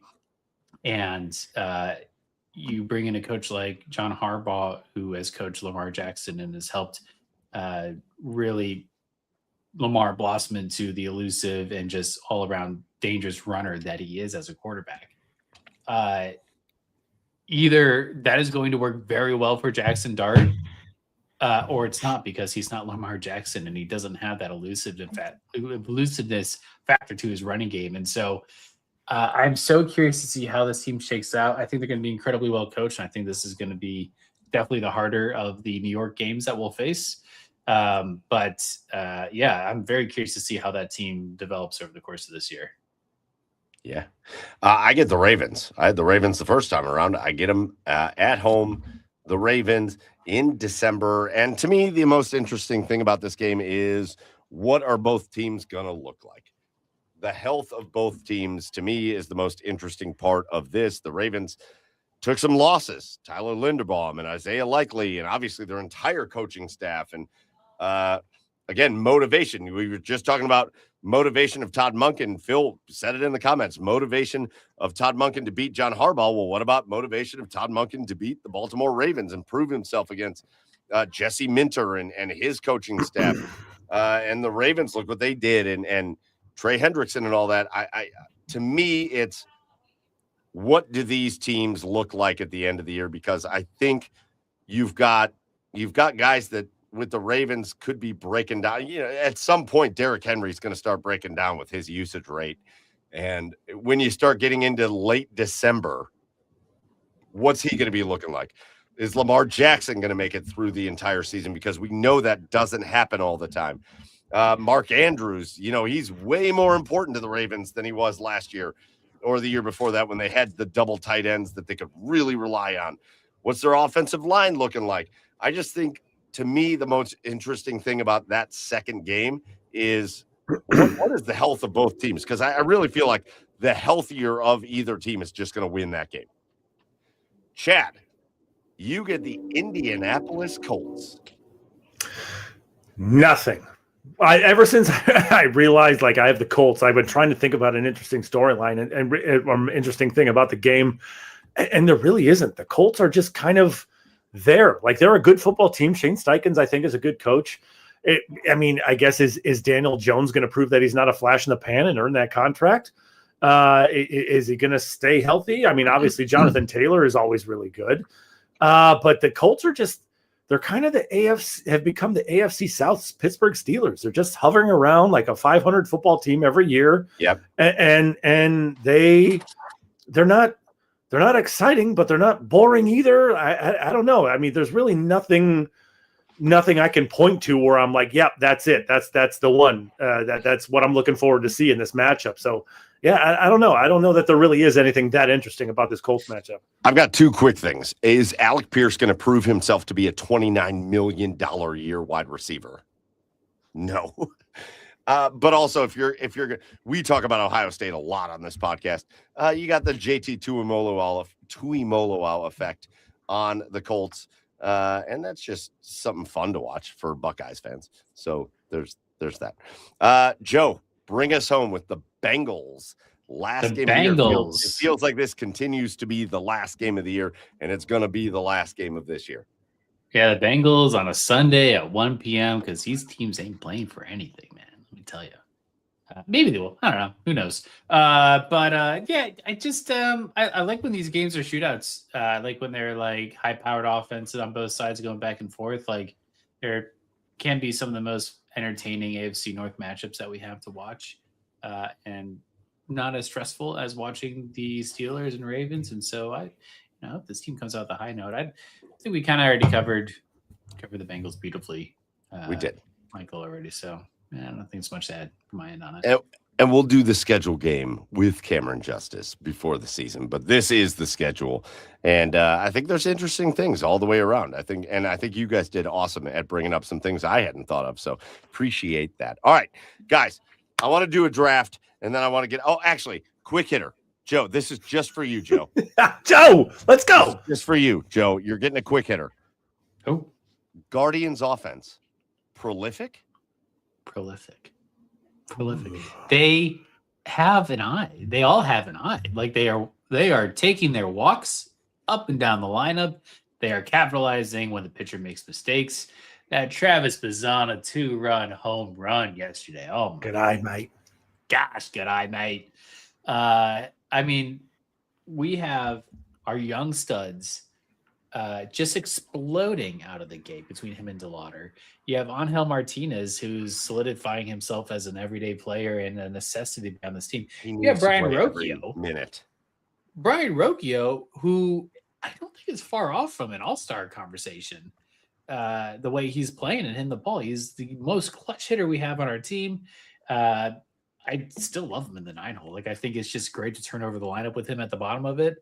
And then you have Quan that is coming around. Like he is taking his at bats. He had a great line drive to the opposite field single today that immediately was nullified by Patrick Bailey swinging at the first pitch and popping out territory. But I mean, this team's hitting. Jose's hitting again. There's not a lot to dislike about this offense, and you're still getting really, really good starting pitching. You're getting some good contributions from most members of the bullpen. This is, probably top 3 teams in baseball right now, maybe even higher than that. They are playing out of their minds right now. Buster Olney on Twitter said this is the best Cleveland offense in years since April 29th. In 20 games, they are 14-6. They have got about a 350 on base percentage. Oh, yeah. And they're averaging 5.5 runs a game. Yeah. Well, and in the past, they've had very good on base percentage, but they have not gotten those clutch hits. They have not gotten those hits that just put the game out of their reach for our opposing team. And they're getting those almost every time those opportunities come up now. And, it's a good stretch. Offensively, I'll always love Jose. I love the potential of Bazzana and DeLauder. And I say potential because I think they're just going to keep getting better. And that's hard to think about. But I got to tell you, man, the person I'm rooting for most on the Cleveland Guardians, I think my favorite Cleveland Guardian at this point is Angel Martinez. I just think he has I think he has everything to just be a stud. He is the reason they won tonight. Yeah. That triple, that just smashing a triple into the gap in extras where you get that first run home and then you put him on third base with no outs. So he's going to score in extras. and they win by 1. Like, God, I love this kid. And I think he's clutch. I think he's always kind of had the clutch gene. I mean, how many walk-off hits has this dude had? But now he's putting it together in all the other times too. And I love watching him. I love watching him. I think Travis Bazzana is your future leadoff guy. Bazzana. And I mean, guys, I think we finally started developing hitters. I mean, if you look up and down that roster down in AAA too, between Cooper Ingle, Ralphie Velasquez, Angel Janao, what's his name? Everybody just up and down that roster. They're all of them studs coming up. So there's a bright future for this offense. And a quick shout out to Stephen Vogt for just making a change that needed to happen. Unfortunately, Stephen Kwan was not playing well. Yeah. And Stephen Vogt made a change, and the change he made has unlocked something. He put Jose Ramirez in the 2-hole, which I think is a smart move. I called that. Yes, you did. It's a very smart move. DeLauder in the 3-hole. Now DeLauder's protecting Ramirez, and it's working for both of them. Yeah. Just a shout out. And Manzardo's getting going a little bit. Yes, this is fun. It's fun. It's fun to be a Guardians fan right now. And Detroit is the worst. Okay, last thing I want to do before we get out of here, and we're going to do a draft. We're going to do a quick game draft. I thought maybe we'd get into hockey. We don't have time for it. I know the Golden Knights are kicking the shit out of Colorado tonight, which is unbelievable. Oh, hell, yeah. Colorado has scored a goal now, and they're putting the pressure on. We'll see if they can get a couple. When you don't have Makar, though, it's difficult. It's tough. But let's get into our last segment before our cheers of the week. I want to do a draft with you boys. I want to get back into doing these fun games every single podcast. And so we did the roommates draft last week. And this week we are going to do the Cleveland Sports Villains draft, which is one we haven't done before. We've done this for 6 years and we have never done the villains draft. And so I used the random wheel generator online to pick the order. And Chad has got his fingers crossed, and I don't know whether he's going to be happy or sad about this. But with the first overall pick in the Cleveland Villains draft is me. Fuck. All right. Damn. With the second overall pick in the Cleveland Villains draft, it is who wants it? Yeah. Joe gets number 2. Oh, what? I thought you were doing this randomly. I did. But I was just wanting to see who really wanted it. What the fuck? Chad, you're number 3. But that also means you get 2 of the top 4 picks. We get the question in the comment from Phil. Villains that played for or against Cleveland? Both. Oh, baby. Both. Oh, yes. All of mine are for Cleveland. It is Cleveland Sports Villains, period, which means it could be somebody that played against them, somebody that played for them, and I have the number 1 pick, and there's only one person you could think. Only one. And there's another one that I think is very, very close, and I'm interested to see where you guys take him because I think it's extremely close. I think it's closer than anybody wants to admit. But there's only one guy. There's only one guy that is the ultimate Cleveland sports villain, and it's the person that took the Cleveland Browns and took them out of the city. Art Modell, piss on his grave. I hope he's rotting in hell. Art Modell is the number 1 Cleveland sports villain. Yeah. How convenient. Mike ends up number 1 in the Cleveland Villains draft. Whatever, you asshole. I'm taking Art Modell because he is, again, I try not to wish ill of the dead, but I wish ill of him. Forget him. I hope he's burning in hell. He is a terrible person. So Art Modell, number 1 He pick. is a terrible person. Joe. I don't know if I have a solid 1B pick after. Oh my God. But There's such a good one. There's so many. I mean, I'm gonna miss the good one, but I will pick Deshaun Watson for my first Woo! pick. Yeah. That name's gonna be tied next to mine in this order, but he deserves villain number 2. Again, I'm not going to ever fault the Browns for being desperate for a quarterback. But everybody's going to want to always kill the Cleveland Browns for that trade. And it's Deshaun Watson that is the reason that trade has Yep. He is the number one culprit. That is the worst trade on the planet. The number one culprit. He sucks. Wasted away a Super Bowl contending team's window. I hope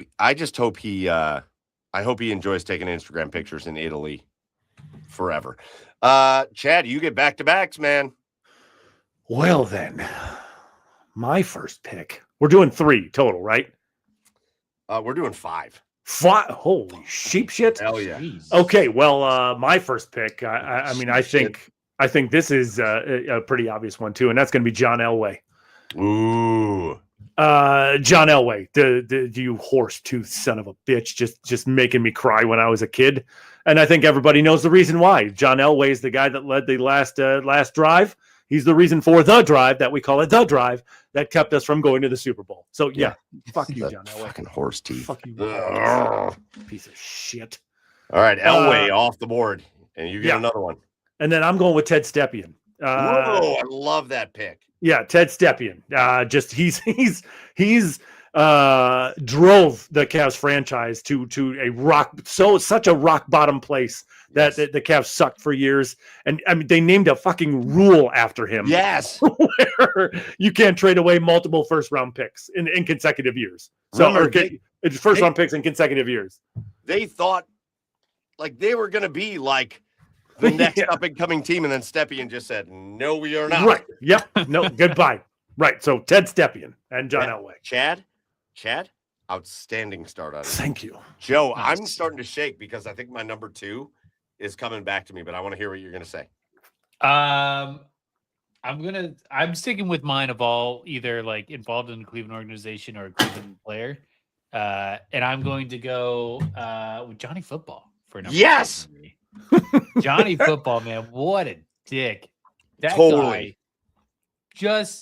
I mean, it's one thing if you come in and play below expectations, but the way you handle yourself, Billy Janzel, all that stuff was just traumatic as a Brown. Like, this is why we are so pissed off as a Browns organization and fan base because of players like Johnny Manziel and the way that he ruined 3+ years of this franchise. 3 years. Outstanding pick. Again, we've named him as a perennial asshole of the week. You can name him asshole of the week any week you want. And Joe, the fact that he's talking shit about Cleveland, the only team willing to give him a chance, the only team. Remember, when he left Cleveland, it's not like another NFL team was like, well, you come to us. Hell no. The only team in city willing to give him a chance, and he got named the starter and went to Vegas, and then he got put on the 3rd string. I almost wish Mike Pettin was still the coach because he had to deal with that. Unbelievable bullshit. That's a great pick. All right, I get back-to-backs, and my number 2 pick. I mean, one of the great villains in the history of sports comes to me. I cannot believe I'm getting Art Modell and this player. The only player that has ever straight up, blatantly looked at a blind man in his face and lied to him. Carlos Boozer. Oh my God. I think he should have been the number 2 overall pick. What are we doing here that he is back to me? Carlos Boozer. I got to take you guys back. 2003, 2004. The Cavaliers draft Carlos Boozer in the 2002 draft. And he was a stud power forward. 2003 draft. So now you got Boozer and Ilgauskas. 2003 draft, you get LeBron James, and all of a sudden this team is starting to come around. And then the contract starts to come up, and Carlos Boozer tells Gordon Gund, a blind man, he tells him, oh, if you release me from my contract to sign me to a bigger contract, I'm all in. And Gordon Gund releases Carlos Boozer from his contract, and he signs with Utah. The biggest dick move outside of Art Modell ever, outside of him moving the team, easily the biggest dick move ever made in the city of Cleveland. Carlos Boozer, total villain. Good one. And then he painted on his hair the rest of his life. And I do not understand. It looks like he put What's the stuff that you can like? It's like the stuff you can like slap onto a hole and it stops a leak. What's that stuff called? Oh, flex tape, Flex seal. He flex sealed the top of his head the rest of his life. That's what Carlos Boozer did, and I love that I got that pick. Okay, man, oh man, I'm gonna go super off the wall with my third pick. Rain delays. Humongous villains in Cleveland sports history. Humongous villains. 2016 World Series. The Jason Kipnis foul ball. I'll never forget it. But then the rain delay, as the Guardians pitching staff was just dominating, and they finally settled into Game 7, and they're going great, and it feels like the Guardians are going to win that game. They get the Rajai Davis home run to tie it up, and then boom, rain delay, and then boom, the Cubs take the lead, and they never recovered. I cannot help but say that a rain delay is one of the biggest assholes in Cleveland sports history. All right, then. It's fair. Don't think we're going Mother Nature, but yeah, She can't deserves argue. it. She deserves it. All right, we're going back to Joe. Yeah, this one, there's reasons for this guy to be a hero, but he was also big dick. Kyrie Irving. Ooh. Give me Kyrie. I will never discredit what he did in 2016, so I want to take that off the table. I'll discredit him. Fuck that guy. The way he left this team No. and the shit he talked about Cleveland when he went to Boston. Fuck you, dude. Go read a book about the Earth being round and orbiting the sun. And I love that. I will never get over him going to Boston and being like, it's finally good to be back in a real sports city. Shut the fuck. You were in the realest sports city. There are no sports cities realer than Cleveland, you idiot. And you know what? He deserves everything he got after that because his career was never the same as it would have been if he would have just stayed here and formed that unbelievable team with LeBron and Kevin Love, and they would have won more titles, but instead, he had to be a baby about it. That's great. All right, Chad, back-to-backs. Yeah, I've got personal issues with Kyrie Irving. Fuck that guy. Thank you for 2016, but I know fuck you that do. guy. I know you do. So, all right, I got back-to-backs, right? Yep. I'm going to go with Kelly Olynyk. Oh, that's such a good one.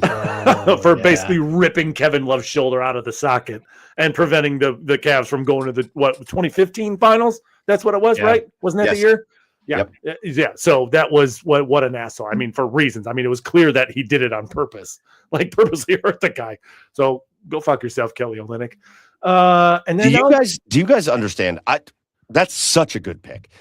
I honestly think that if that doesn't happen, I think the Cavaliers beat the Warriors because remember, Kevin Love got hurt, and then they had to overextend, and Kyrie Irving gets hurt. Right. And they had no shot in the 2015 finals. Was that the fractured knee year? Yes. Yeah. Yes. And Kevin Love had his shoulder. I think if Kevin Love never gets hurt, Kyrie Irving never gets hurt, and the Cavaliers go healthy into that series against the Warriors, and they beat them, and then they beat them again in 2016, and all of a sudden, that Warriors dynasty is a Cavs dynasty, and it never got to happen, and I think it all stems from Kelly Olynyk. I think that's a great pick. Chad, go ahead. And this next one, this fourth one, is going to be like a twofer, but they're part of the same team, so I'm going to make it like one. My fourth, Craig Counsell and Edgar Renneria. Oh, you bitch! For fucking up that 97 World Series. I mean, Mike Hargrove fucked it up by taking Mike Jackson out, but for that sack fly and that single alone, Edgar Renneria and Craig Counsell, fuck you. I'm just writing it down as the 97 Marlins because motherfucker.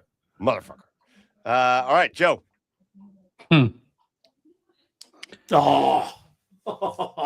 Colorado almost tied it up, but Vegas. I was gonna go a Jose Mesa route on that. But I don't know if that. Yeah, I think I'm just gonna still go the Jose Mesa route on that. Yeah, we'll just pile on the 97 Guardians. Done. And, Indians, and we'll throw Jose Mesa in the mix. Man, there's so many. I know I got two in a row, and then you got one more, and Chad's got one more. Oh my God. There's so many left to pick. I don't think that I can leave this draft and say that Michael Jordan isn't one of the biggest villains in Cleveland sports history. Yeah. I thought about him too, for sure.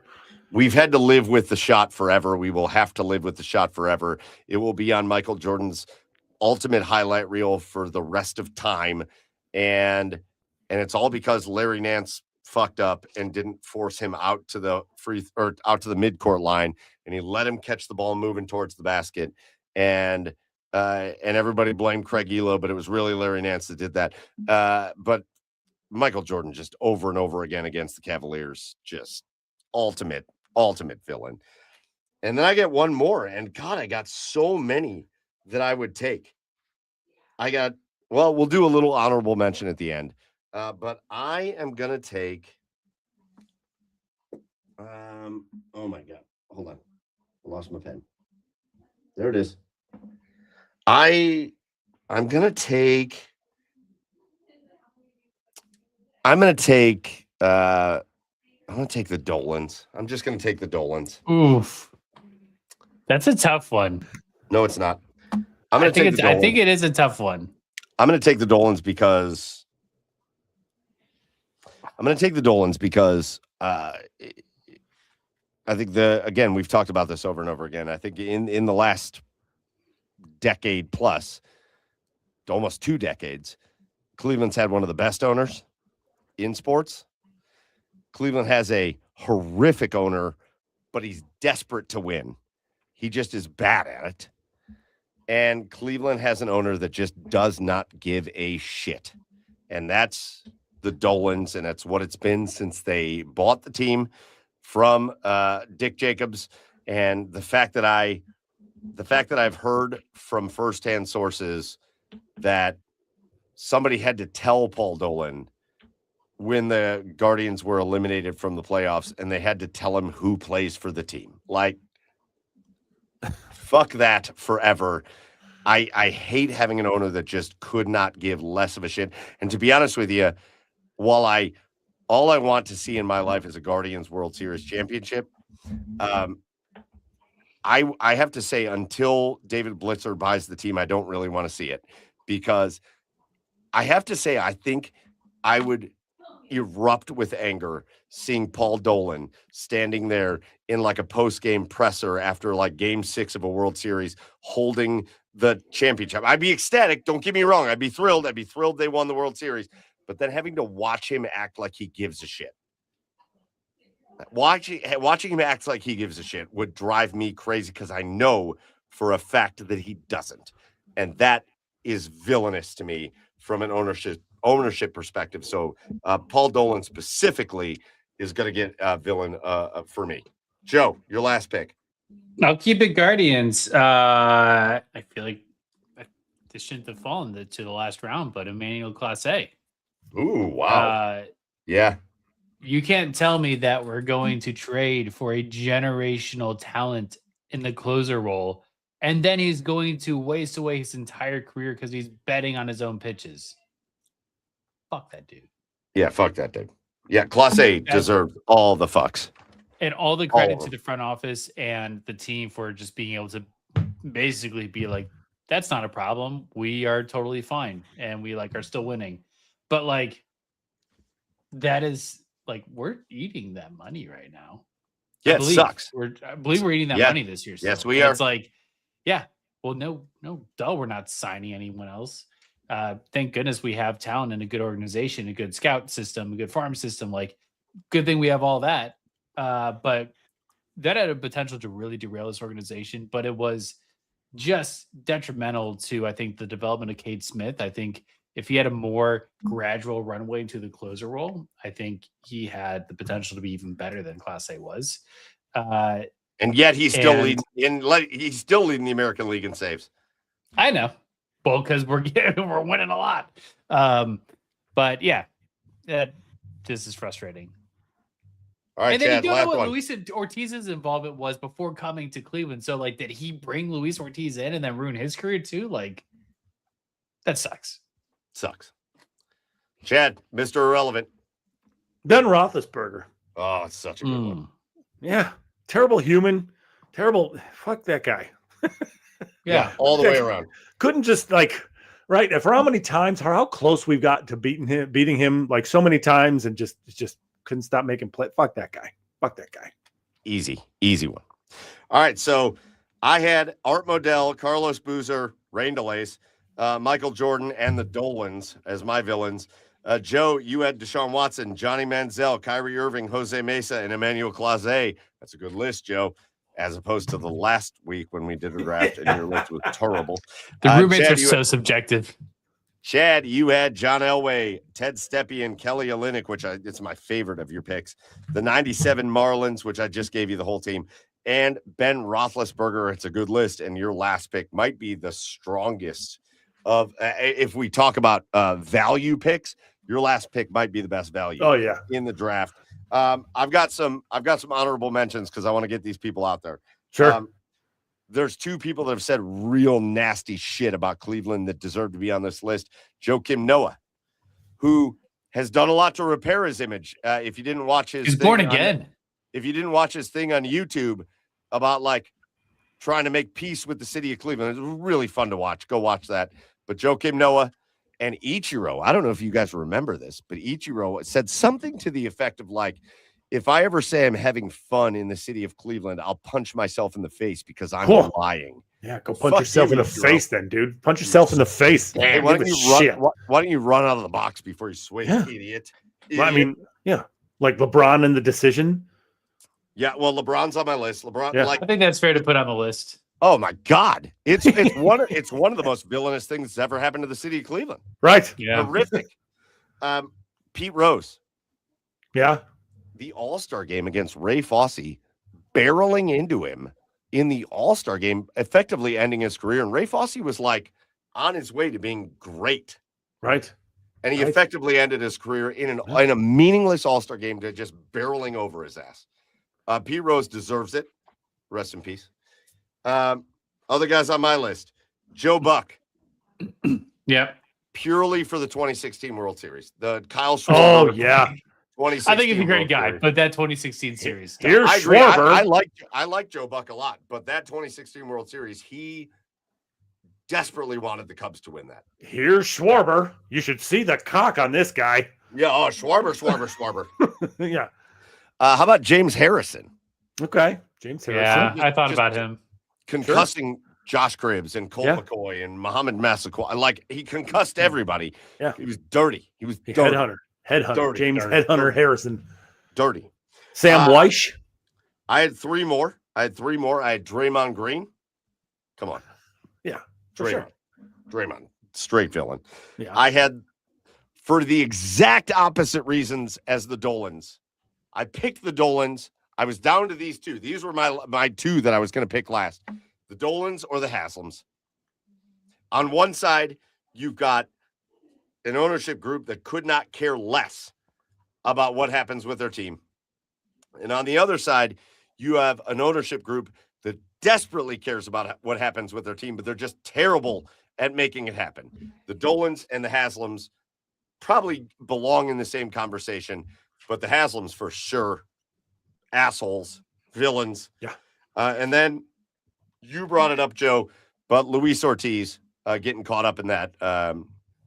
The Guardians made, I think, some pretty smart moves that offseason. And really it felt like that offseason a couple of years ago, everything was centered around getting Luis Ortiz from Pittsburgh and putting him in our rotation. And it feels like they did everything to make that happen. And then he gets caught up in the gambling scandal. I think Clase is a bigger villain, but an entire offseason of pretty big time moves from the Guardians was ruined because Luis Ortiz decided he was going to start gambling and throwing pitches and shit. Terrible. Sam Weish. No, we're not from Cleveland. Shut up, Sam. Fuck you. You wish you were from Cleveland, you Kentuckian. Yeah, a piece of shit since Kentucky. I saw a lot of people say Albert Bell. Sam Weish is a good one. I mean, is Josh Gordon the villain, or is the fact that we gave a shit whether he smoked weed the villain? The They all NFL, smoke. the NFL is the villain for that. For like just They all it's not smoke that big weed. of a deal. It's How not that about big Ray of a deal. Farmer? Pretty good. Remember the phone? Remember the phone call incident with Ray Farmer?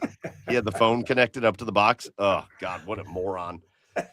George Kokinis. We still don't even know the full story about George Be Kokinis. amazing. We got to get Eric Mangini on the show. Yep. See if we can get that out of him.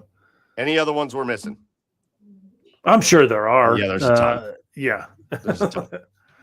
There's probably I still- someone from like the 40s and 30s that we're missing. Joe, you're not going to like this, but I still, in my head, I thought Jim Thome and Manny Ramirez. They were really the first. They were the first two to leave for more money. They were the first two to like, we're out, peace out. We can go get more money somewhere else. Yeah. And I know you don't like this, Joe, but especially Jim Thome, Jim Thome. Manny basically told us he wanted to leave. Manny basically told us he was leaving. Jim Thome came out and said, "I'm not leaving. I'm staying here." And then he fucking signed with Philly. There's absolutely that. I choose to enjoy the years he was here. Yeah, I bet you do. Last one for me, Hugh Jackson. What a dick. What a total. Yeah. I drive this bus. This is my car. I drive the bus. You stupid idiot. Trust him on Cody Kessler. Trust him. Trust me. You gotta have Corey to trust Coleman, me. maybe One Corey in Coleman. 31. On You that list stupid too. idiot. Stupid idiot. We get a lot of villains in Cleveland. Just a ton of them. Yeah. Oh yeah, We've had a lot of All right. heartbreak. we haven't had a great sports history. Let's get Willie away- Mays for making that catch in the 48 series. 54. Well, yeah.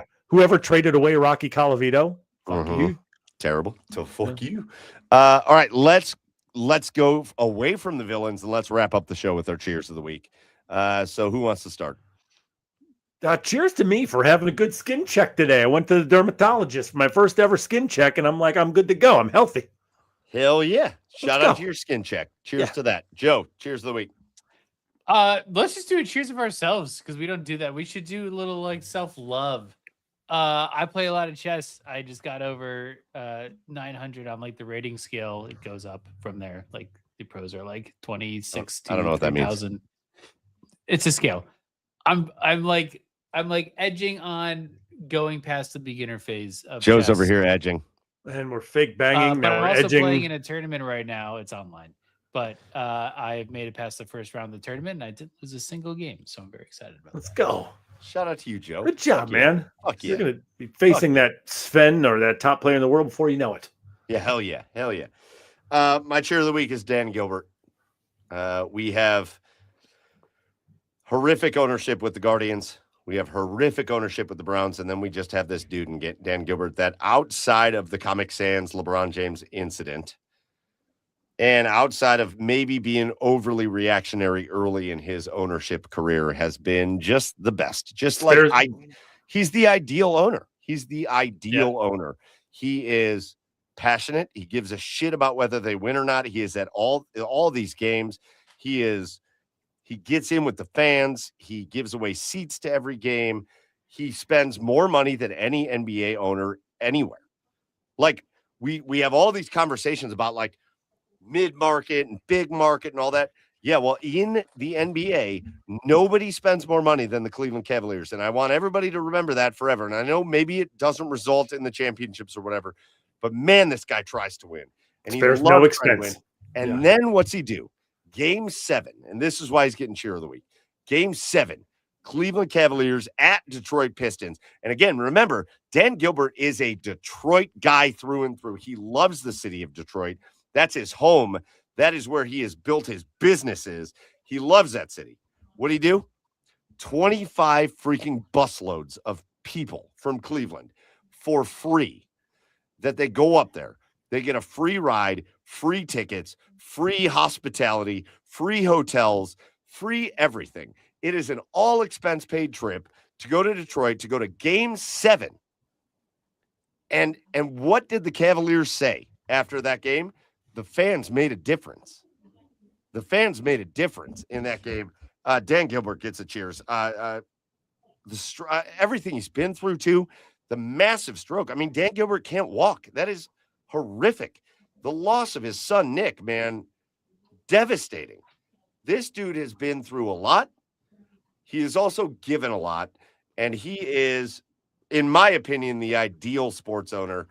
Give me Dan Gilbert, cheer of the week. And he might get, we've given a lot of perennial assholes of the week. I think Dan Gilbert might get a perennial cheer of the week. Boom. He's what you want a rich person to be, you know?